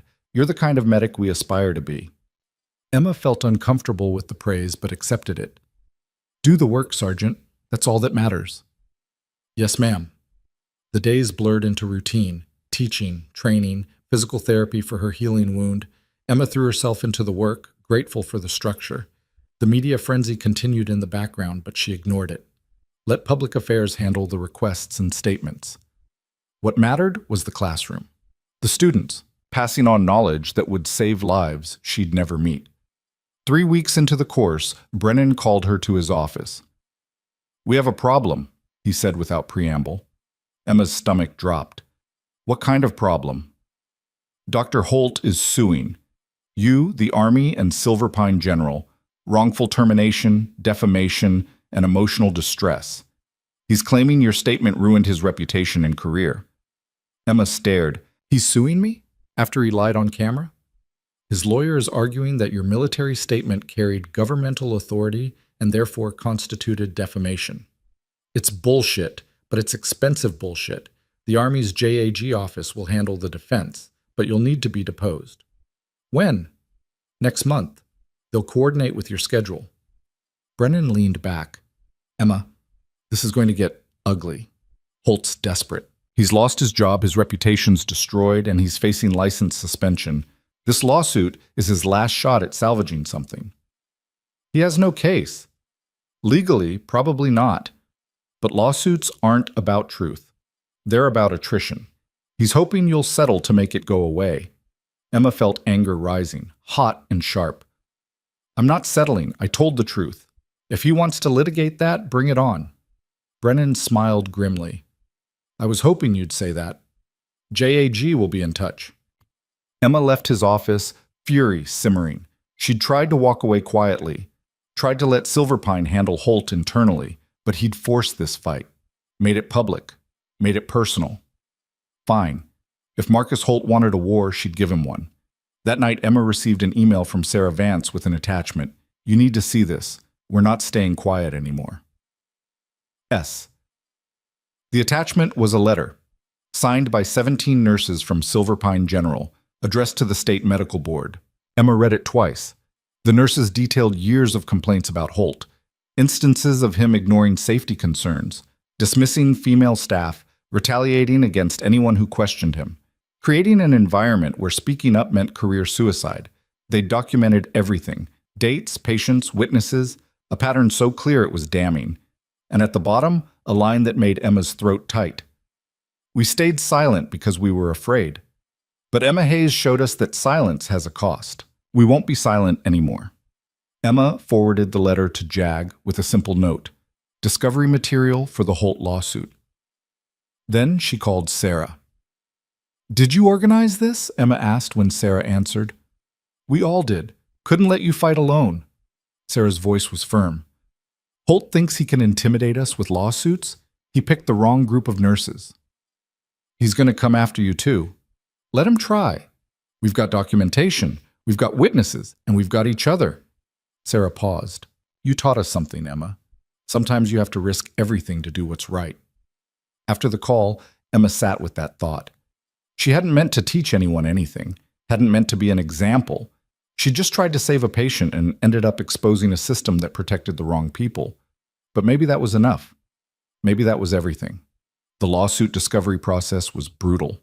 Depositions, document requests, hours of testimony rehashing the night Daniel Cross almost died. Holt's lawyers tried every angle, questioning her credibility, her motives, her adherence to protocol.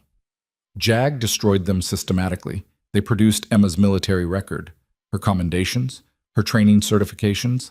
Expert witnesses testified to her competence. The nurse's letter became Exhibit A in demonstrating Holt's pattern of behavior. And Daniel Cross himself gave a video deposition from his home in Crescent Falls. Commander Hayes saved my life, he said simply. I don't understand all the medical details, but I know I was dying and she fixed it. That doctor who fired her, he was ready to let me die rather than listen to her. That tells me everything I need to know. 6 weeks into the litigation, Holt's lawyers quietly approached JAG about dismissal. The Army refused. We're countersuing, the JAG attorney told Emma. Abuse of process. Frivolous litigation. We're going to make an example of this case. Show that you can't weaponize lawsuits to silence truth-tellers. Emma should have felt vindicated. Instead, she just felt tired. But the fight wasn't over yet. Because 3 days before the scheduled trial date, Emma received a package at her office. No return address. Postmarked from Crescent Falls. Inside, a thick manila envelope. And a note in handwriting she didn't recognize. You'll want to see this before trial. He's not who you think he is. A friend. Emma opened the envelope. Inside were medical records. Dozens of them. Patients from Silver Pine General spanning 5 years. All showing misdiagnoses. Delayed treatments. Complications that could have been prevented. All under Dr. Marcus Holt's care. Emma's hands shook as she read through them. Saw the pattern emerging. Holt wasn't just arrogant and dismissive. He was incompetent, and he'd been covering it up for years. She called JAG immediately. We need to amend our defense. I just received evidence that changes everything. The trial never happened. 2 days before the court date, with the new medical records entered into evidence and the state medical board opening its own investigation, Holt's attorneys filed for dismissal with prejudice. The lawsuit was dead, and so was Marcus Holt's medical career. The state board suspended his license pending investigation. Silver Pine General faced multiple malpractice claims from families of patients whose care Holt had mishandled. His name became synonymous with everything wrong in healthcare. Emma watched it unfold with something less than satisfaction. She'd wanted justice, not destruction, but Holt had built his own pyre. She'd just struck the match. The morning after the dismissal, Emma stood in front of her students at JSOMTC. They'd followed the case, knew what it meant. Today's lesson is about accountability, she began. In combat medicine, your mistakes have immediate consequences. Someone dies. Someone suffers. There's no hiding from that. But in civilian medicine, sometimes bad practitioners can hide for years, protected by institutions, by colleagues who don't want to make waves, by systems that prioritize reputation over patient safety. She walked along the front row. You're going to see things that are wrong. You're going to work with people who cut corners, who prioritize convenience over care, who silence anyone who questions them. When that happens, you have a choice. Stay quiet and complicit, or speak up and accept the consequences. She stopped, looked at each student.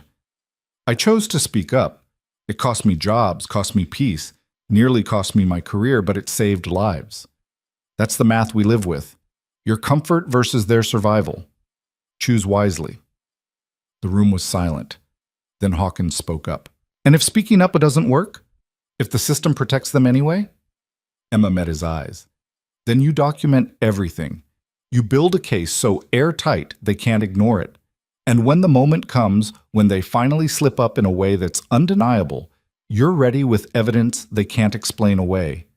She smiled, sharp and cold. Patience and preparation. That's how you win wars you're not supposed to fight. After class, Emma returned to her office and found an email waiting from Marcus Holt. She almost deleted it unread, but curiosity won. Commander Hayes, I'm not writing to apologize. We both know I don't mean it, and you wouldn't accept it anyway. But I want you to understand something. I spent 15 years building my career. 15 years of school and residency and establishing myself. You destroyed that in weeks. You were insubordinate. You undermined my authority.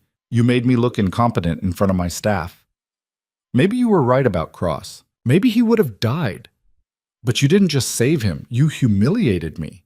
And everything that came after, the investigation, the lawsuit, the license suspension, all of that happened because you couldn't just accept that I was the doctor and you were the nurse. I hope you're satisfied. You won. I lost. But don't pretend this was about patient safety or justice or any noble cause. This was about ego, yours and mine. The only difference is I'm honest about it.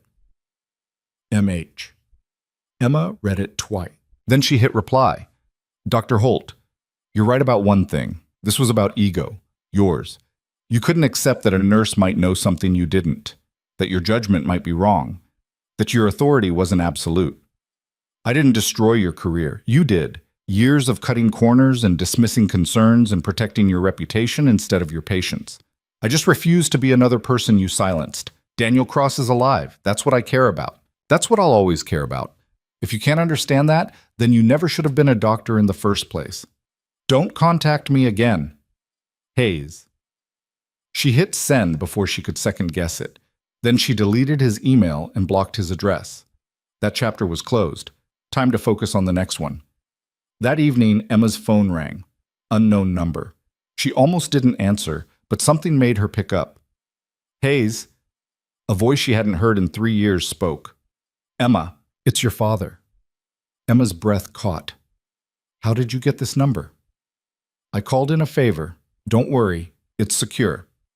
Colonel William Hayes, retired, but once a colonel, always a colonel, sounded older than she remembered. I saw what happened, the trial, Holt, all of it. I'm fine. I know you are. You always were. He paused. I called to say I was wrong. 3 years ago, when you left active duty, I said you were making a mistake, that you were running. Emma said nothing. But you weren't running. You were searching for a place that fit, a way to use your skills without the weight. Her father's voice grew quiet. I pushed you too hard, expected you to be like me, career military, all the way to retirement. I didn't understand that you needed something different. Dad, let me finish. You're a better medic than I ever was a soldier. Better because you care about the right things, not rank or glory or legacy or just keeping people alive. That's rare. Don't lose it. Emma felt something loosen in her chest, something that had been tight for years. Thank you, she whispered. Make me proud, Emma. You already have, but keep doing it. The call ended. Emma sat in the quiet of her quarters, tears on her face she didn't remember shedding. For the first time since this all began, she felt like everything might actually be okay. The next morning, she received official notification from the Senate Armed Services Committee. The hearing was scheduled for January 15th. Her testimony would focus on systemic barriers to patient safety and the retaliation faced by medical professionals who raise concerns. She'd be testifying alongside healthcare advocates, patient safety experts, and other medical professionals who'd experienced similar situations. Emma accepted, because this was bigger than her now, bigger than Holt, bigger than Silverpine. This was about changing a system that protected the wrong people and silenced the right ones. And if her story could help do that, then every hardship had been worth it. She called Brennan to confirm her participation. Good, he said. Use that platform. Make it count. I intend to. And Emma, after the hearing, we need to talk about your next assignment. I'm teaching. That is my assignment. Teaching is part of it, but Bishop wasn't wrong. We might need you operational again. Different kind of mission, more strategic. Are you interested? Emma thought about Zarabad, about Rucker, about pulling Callahan out of that plaza while rounds chewed up the ground around them. Thought about the rush, the clarity, the absolute certainty of purpose that came with saving lives under fire. Maybe, she said. Ask me after the hearing. Brennan laughed. Fair enough. Emma hung up, looked out her window at the training grounds, saw her students running drills, saw the next generation of combat medics learning to carry the weight. She'd taught them skills, techniques, protocols. But more importantly, she'd taught them something else. That speaking up was worth it. That standing your ground mattered. That sometimes the right choice was the hard choice and you made it anyway.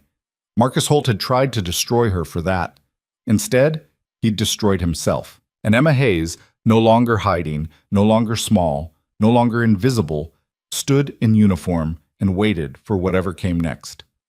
The mission clock was always running. She was ready. January 15th arrived cold and clear. Emma stood outside the Russell Senate office building in Washington, D.C., watching her breath fog in the morning air. The building loomed above her, all marble columns and authority, the kind of place where decisions got made that changed lives. She'd worn her dress uniform, Class A's, ribbons arranged precisely, name tape crisp. If she was going to testify before the Senate, she'd do it as Commander Hayes, not as the nurse who'd been fired. Inside, a staffer led her through security, down corridors lined with portraits of former senators, into a waiting room outside the hearing chamber. Other witnesses sat in chairs reviewing notes. Emma recognized a few names from the briefing materials. A patient safety advocate, a hospital administrator who'd implemented whistleblower protections, a doctor who'd lost his job for reporting surgical errors. They were all here for the same reason, to speak truth about a system that protected the wrong people. The door opened. Diane Porter, the senator who'd invited her, stepped in. Commander Hayes, thank you for coming. Porter was mid-50s, gray hair pulled back, eyes sharp with intelligence. We're running a few minutes behind. I wanted to brief you on what to expect. Emma stood. I'm ready. The committee will ask you to describe your experience at Silver Pine General. Keep it factual. Keep it concise. Some senators will be sympathetic. Others will question whether you overstepped your authority as a nurse. Don't get defensive. Just state what you observed and what you did. What about Holt? He declined to testify. His lawyers advised against it given the ongoing medical board investigation. Porter's expression was grim. But his absence speaks volumes. We have his deposition on record. The committee's already seen it. A staffer appeared at the door. Senator, they're ready. Porter nodded. Commander, you're up first. Make it count.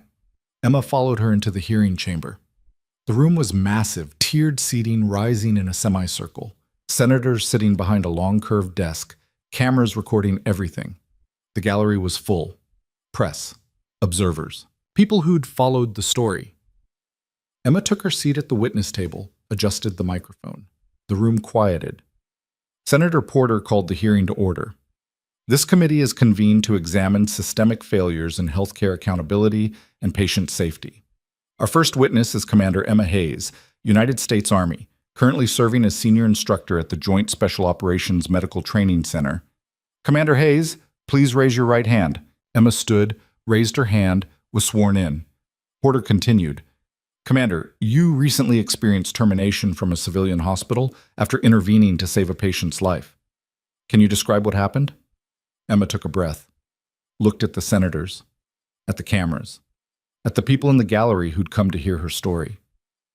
I was working as a trauma nurse at Silver Pine General Hospital in Crescent Falls, Oregon. A patient arrived with injuries from a vehicle accident. Based on my clinical assessment, I identified signs of tension pneumothorax, a condition where air trapped in the chest cavity compresses the lungs and heart. It's fatal if not treated immediately. She spoke clearly, without notes, pulling from memory. I communicated my concerns to the attending physician. He dismissed them. The patient coded. I performed a needle decompression to relieve the pressure. The patient survived. I was fired on the spot for performing the procedure without authorization. Senator Porter leaned forward. What was your basis for making this diagnosis? 8 years of tactical medicine experience, 3 combat deployments, hundreds of trauma cases. I knew what I was seeing. Diminished breath sounds on one side, paradoxical chest movement, declining oxygen saturation. Those are textbook signs. And the attending physician missed them? or chose to ignore them. I don't know which. What I know is the patient would have died if I hadn't acted. Another senator spoke up. Republican from Texas, skeptical expression. Commander, you're a nurse, not a doctor. Don't you think there's a reason we have hierarchies in medical settings? For patient safety? Emma met his eyes. Hierarchies exist to organize care, not to silence competent professionals. I identified a life-threatening condition. I had the training to treat it. The hierarchy in that moment was actively preventing me from saving a patient's life. So yes, I overrode it. But you violated protocol.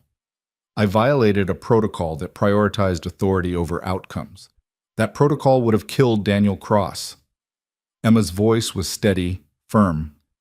If following protocol means watching a patient die when I have the skills to save them, then I'll break protocol every time. The room erupted in murmurs. Porter gavelled for quiet. The Texas senator wasn't done. This sounds like Monday morning quarterbacking. You're judging the attending physician's decisions with the benefit of hindsight. No, sir. I'm judging them with the benefit of training and experience. I assessed that patient in real time under the same conditions the attending physician had. I reached a different conclusion because I looked at the evidence instead of assuming I knew better than everyone else in the room. Emma leaned forward slightly.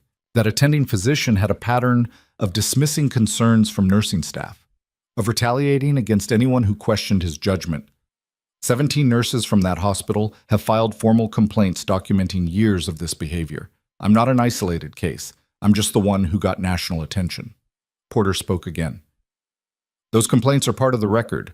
We've reviewed them. They paint a disturbing picture of institutional dysfunction. She looked at Emma. In your view, what needs to change? Emma considered the question carefully. This was the moment that mattered, not her story, the solution. First, hospitals need real whistleblower protections, not policies that look good on paper but get ignored when someone actually reports a problem. Legal protections, independent review, consequences for retaliation. She counted off on her fingers. Second, we need to change the culture that treats nurses as subordinate rather than collaborative. I had the same trauma training as many emergency physicians. In some cases, more. But my assessment was dismissed because of my title, not my competence. Third, medical licensing boards need to actually investigate complaints. The board in Oregon didn't look at Dr. Holt's record until after I was fired and the story went public. How many patients suffered because they didn't act sooner? The chamber was absolutely silent. None of this is complicated, Emma continued. It's about valuing patient safety over protecting egos. It's about listening when competent professionals raise concerns. It's about accountability. She sat back. That's what needs to change. The hearing continued for another hour. Other witnesses testified. Data was presented. Senators debated. But Emma's testimony anchored everything. She could feel it in the room. The shift from abstract policy discussion to human stakes. When Porter finally gavelled the hearing to a close, she caught Emma's eye and nodded. Message received. Outside, the press swarmed. Emma declined all interview requests, let public affairs handle the statements. She just wanted to get back to Fort Bragg and her students and the work that mattered. But before she could reach her car, someone called her name. She turned. Daniel Cross stood 20 feet away, looking nervous and out of place in a suit that didn't quite fit. His wife was with him, holding his hand. Emma walked over. Mr. Cross, what are you doing here? Had to come. Had to hear you tell them what happened. His voice was rough with emotion. I watched the whole thing, everything you said about that doctor, about the hospital. I had no idea. You weren't supposed to. You were focused on recovering. I'm alive because you fought for me, because you wouldn't back down. Cross's eyes were wet. My kids still have a father because you did your job even when it cost you everything. His wife stepped forward. We can never repay you, but we wanted you to know what you mean to us, what you gave us. Emma felt her throat tighten. You don't owe me anything. I just did what needed doing. That's what makes you different. Cross extended his hand. Thank you, Commander, for everything. Emma shook his hand, then his wife's. Watched them walk away, still holding hands, still together because she'd made one impossible decision in an ER 6 weeks ago. This was why she'd come back, why she'd testified, why she'd fought, not for recognition, for this, for knowing that speaking up had mattered. The flight back to North Carolina was quiet. Emma sat in her seat, replaying the hearing in her mind, wondering if it would actually change anything, or if it was just political theater. Her phone buzzed. Text from Sarah Vance. Watched the hearing. You were incredible. Every nurse in America is talking about it. You gave us a voice. Thank you. Another text came in. From Callahan, saw your testimony. That's the Commander Hayes I know. Well done. Then Morrison, senators don't know what hit them. Proud to serve with you. More messages flooded in. From students, from colleagues, from people she'd worked with years ago who'd followed her story. Emma read them all, feeling something she hadn't felt in years. Pride. Not the arrogant kind, the quiet kind. The kind that came from knowing you'd stood for something that mattered and refused to back down. 2 weeks later, the Senate Armed Services Committee released its preliminary recommendations. Mandatory whistleblower protections for healthcare workers, federal funding tied to patient safety metrics, enhanced oversight of medical licensing boards. Senator Porter held a press conference. The testimony we heard, particularly from Commander Hayes, made clear that our current system fails both patients and providers. These recommendations are a first step toward meaningful reform. Emma watched the press conference from her office at Fort Bragg. Brennan stood in the doorway. You started something, he said. I just told the truth. Sometimes that's all it takes. He stepped inside, closed the door. Speaking of truth, we need to discuss your next assignment. Emma looked up. I'm teaching. That's my assignment. For now. But Bishop wasn't exaggerating. We have a situation developing. Different theater, high-value target. Embedded team needs a medic with your specific skill set. I'm not operational anymore. You jumped out of a helicopter twice during the Zarabat extraction. You're as operational as they come. Brennan's expression was serious. This is voluntary, but I want you to consider it. Emma thought about her students, about the classroom, about the life she was building here, stable and quiet and meaningful. Then thought about Rucker, about the operators who'd trusted her, about the rush of absolute clarity that came with saving lives under fire. What's the timeline? She asked. 3 months. Training phase starts next week. Deployment in April. I'll think about it. That's all I'm asking. After he left, Emma sat in silence, pulled up her email, found the most recent message from her students. They'd completed their first field exercise. All passed, all moving forward. She'd taught them well. They were ready. Maybe she was ready too, for the next mission, for whatever came after teaching. But first, she had one more thing to do. That evening, Emma drove to Crescent Falls. 3 hours north, winding through mountain roads, watching the sun set over the Cascades. She arrived after dark, parked outside Silver Pine General Hospital. The ER entrance looked exactly the same. Ambulance bay, automatic doors, the organized chaos visible through the windows. Emma sat in her car watching. She'd walked out of those doors 6 weeks ago thinking she'd never come back, never see this place again, never confront the part of herself that had failed here. Except she hadn't failed. She'd succeeded, and the hospital had failed her. She got out of the car, walked inside. The ER had been renovated. New paint, new signage. A display near the entrance showed the hospital's updated mission statement and patient safety commitments. The changes weren't subtle. A nurse Emma didn't recognize approached. Can I help you? I'm looking for Sarah Vance. She's in the break room, down that hall, second door on the right. Emma walked through the ER, noting changes. New protocols posted on the walls. A suggestion box for staff safety concerns. A plaque near the nurses' station listing contact information for the hospital's whistleblower hotline. Things she'd been asking for 6 months ago. Things that had been impossible then. Standard practice now. She found the break room. Sarah sat at a table, reviewing charts. Looked up when Emma entered. Emma? Sarah stood quickly, crossed the room, pulled her into a hug. I didn't know you were coming. Didn't know myself until this morning. Sarah stepped back, studied her. You look different. Good different. I feel different. They sat. Sarah poured coffee from a pot that looked hours old. How's the ER? Emma asked. Better. New attending started last week. Dr. Rebecca Martinez, former military, actually. She's tough, but fair. Listens to staff. Actually implements suggestions. Sarah smiled. It's like working in a different hospital. And the other nurses? Most stayed, a few transferred, but the culture's changing. People speak up now.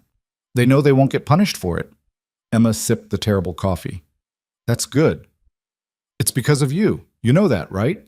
What you did, standing up to Holt, refusing to back down, testifying before Congress, you changed this place. I just wanted to save a patient. You saved all of them. Every patient who comes through here now benefits from the new protocols, from the culture shift, from having staff who aren't afraid to raise concerns. But Sarah leaned forward. You were the catalyst, Emma, whether you wanted to be or not. They talked for another hour about the hospital, about the hearing, about Emma's students and her possible next deployment. When visiting hours ended and Sarah had to get back to work, they walked to the exit together. At the door, Sarah stopped. Are you coming back? To civilian medicine, I mean. After the Army. Emma thought about it, really thought about it for the first time. I don't know. Maybe, but not to hide, not to be small.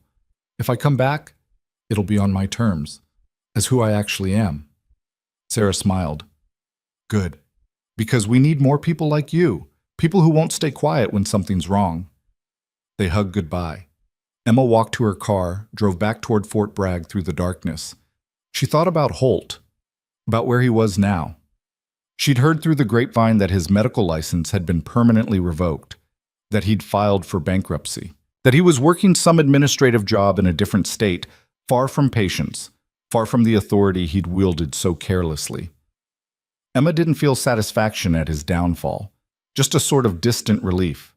One less incompetent person in a position to hurt others. Justice wasn't revenge. It was consequences. And Holt had finally faced his. The next morning, Emma made her decision about the deployment.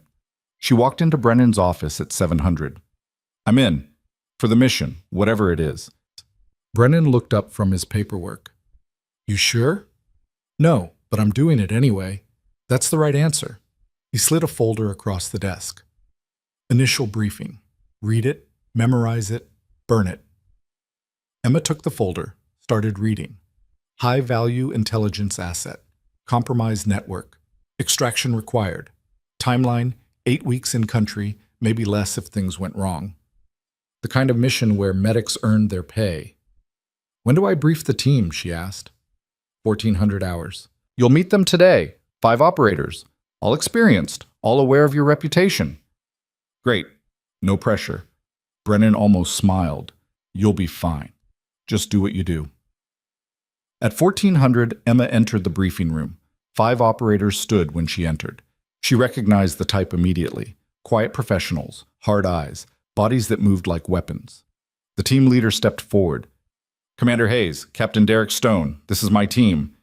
Emma shook his hand, then went around the room. Names and faces. Morrison was there. She recognized him from Zarabad. The others were new, but cut from the same cloth. Glad to have you, ma'am, Morrison said. Heard you're teaching now, making little medics. Trying to. They're stubborn. Wonder where they get that from. The team laughed. Emma felt the tension ease. These were her people. Different faces than before, but the same breed. Operators who understood what she understood. The stakes, the weight, the absolute commitment required. Stone outlined the mission. Infiltration, surveillance, extraction. Emma's role was medical support and intelligence liaison.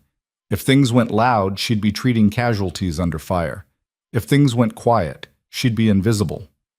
Questions? Stone asked when he finished. Emma raised her hand. What's the expected hostile count? Anywhere from 20 to 50, depending on the day. They rotate patrols. We'll time our movement to minimize contact. And if we can't minimize contact, then we fight through. Standard doctrine. You've done this before. Emma nodded. Had done this before. Would do it again. Because this was who she was now. Not the nurse who'd hidden in small hospitals. The commander who walked into danger and brought people out. Training started the next week. Emma fell back into the rhythm immediately. Range time, tactical movement, medical drills under stress. Her body remembered what her mind had tried to forget.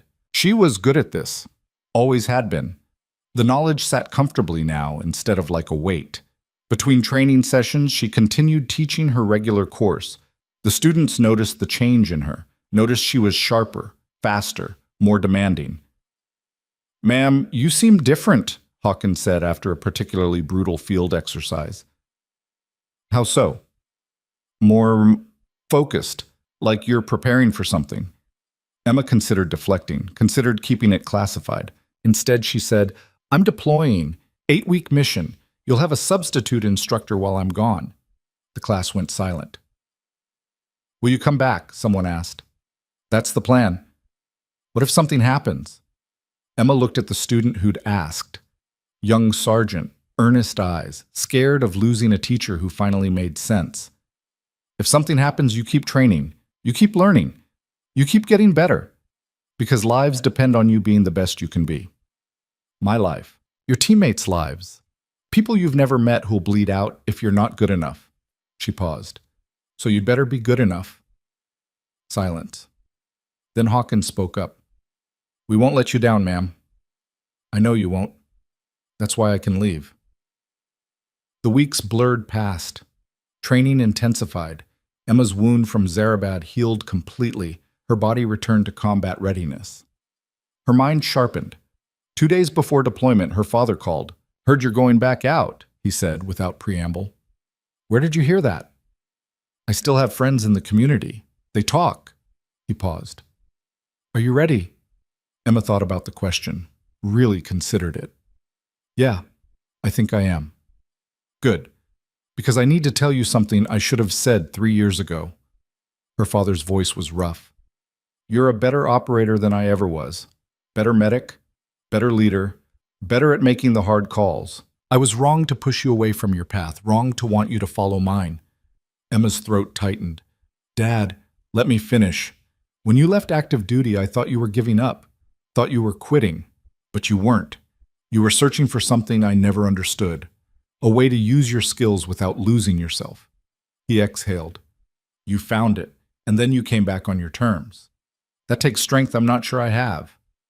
"You're wrong. You have plenty of strength. Different kind. The kind that charges hills and follows orders and doesn't ask questions. You have the kind that questions everything and fights for what's right, even when it's hard. That's rarer. That's more valuable." Emma closed her eyes. "Thank you. Come home safe, and after this mission, call me. We should talk, really talk, not as soldiers, as family." "I'd like that." The call ended. Emma sat in the quiet of her quarters, processing. Her relationship with her father had been broken for years. Maybe it wasn't completely fixed, but it was healing. That was enough. Deployment day arrived clear and cold. Emma stood on the tarmac at Pope Airfield, gear packed, medical kit ready. The team gathered around the transport aircraft. Stone did final checks. Morrison cracked jokes to cut the tension. Brennan appeared, walking across the tarmac. "Commander, good hunting." "Thank you, sir." "Bishop wanted me to give you something." Brennan handed her a small package. "Said to open it when you're in country." Emma pocketed the package. "Tell him I said he's still an asshole. He'll take that as a compliment." The team boarded. Emma found her seat, buckled in.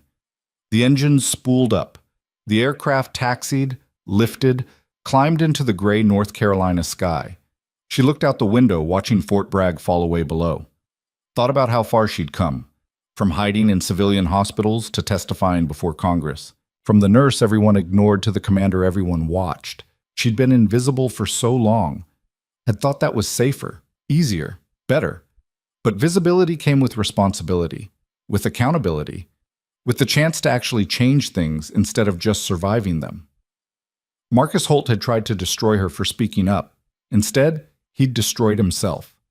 And Emma had become exactly who she was always meant to be. The aircraft banked east toward the mission, toward danger, toward whatever waited in the darkness. Emma wasn't afraid. She opened Bishop's package. Inside, a simple note. "You were never invisible. We always saw you. We were just waiting for you to see yourself." Emma smiled, tucked the note away. Outside, the world stretched vast and waiting. Somewhere ahead, operators needed a medic. Somewhere ahead, lives hung in the balance. And Emma Hayes, commander, medic, instructor, survivor, was ready, because she'd learned the most important lesson of all. Silence had a cost. Speaking up had consequences.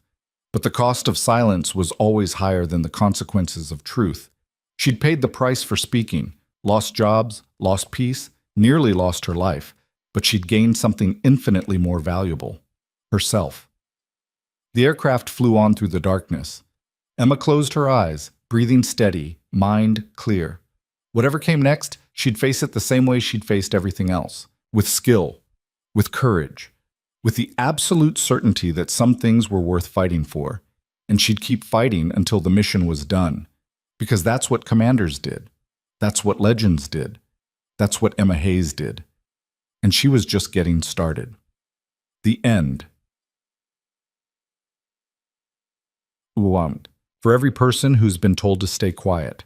For every professional who's been dismissed. For every voice that's been silenced. Speak anyway. Stand anyway. Fight anyway. The world needs people who refuse to be invisible. Be one of them.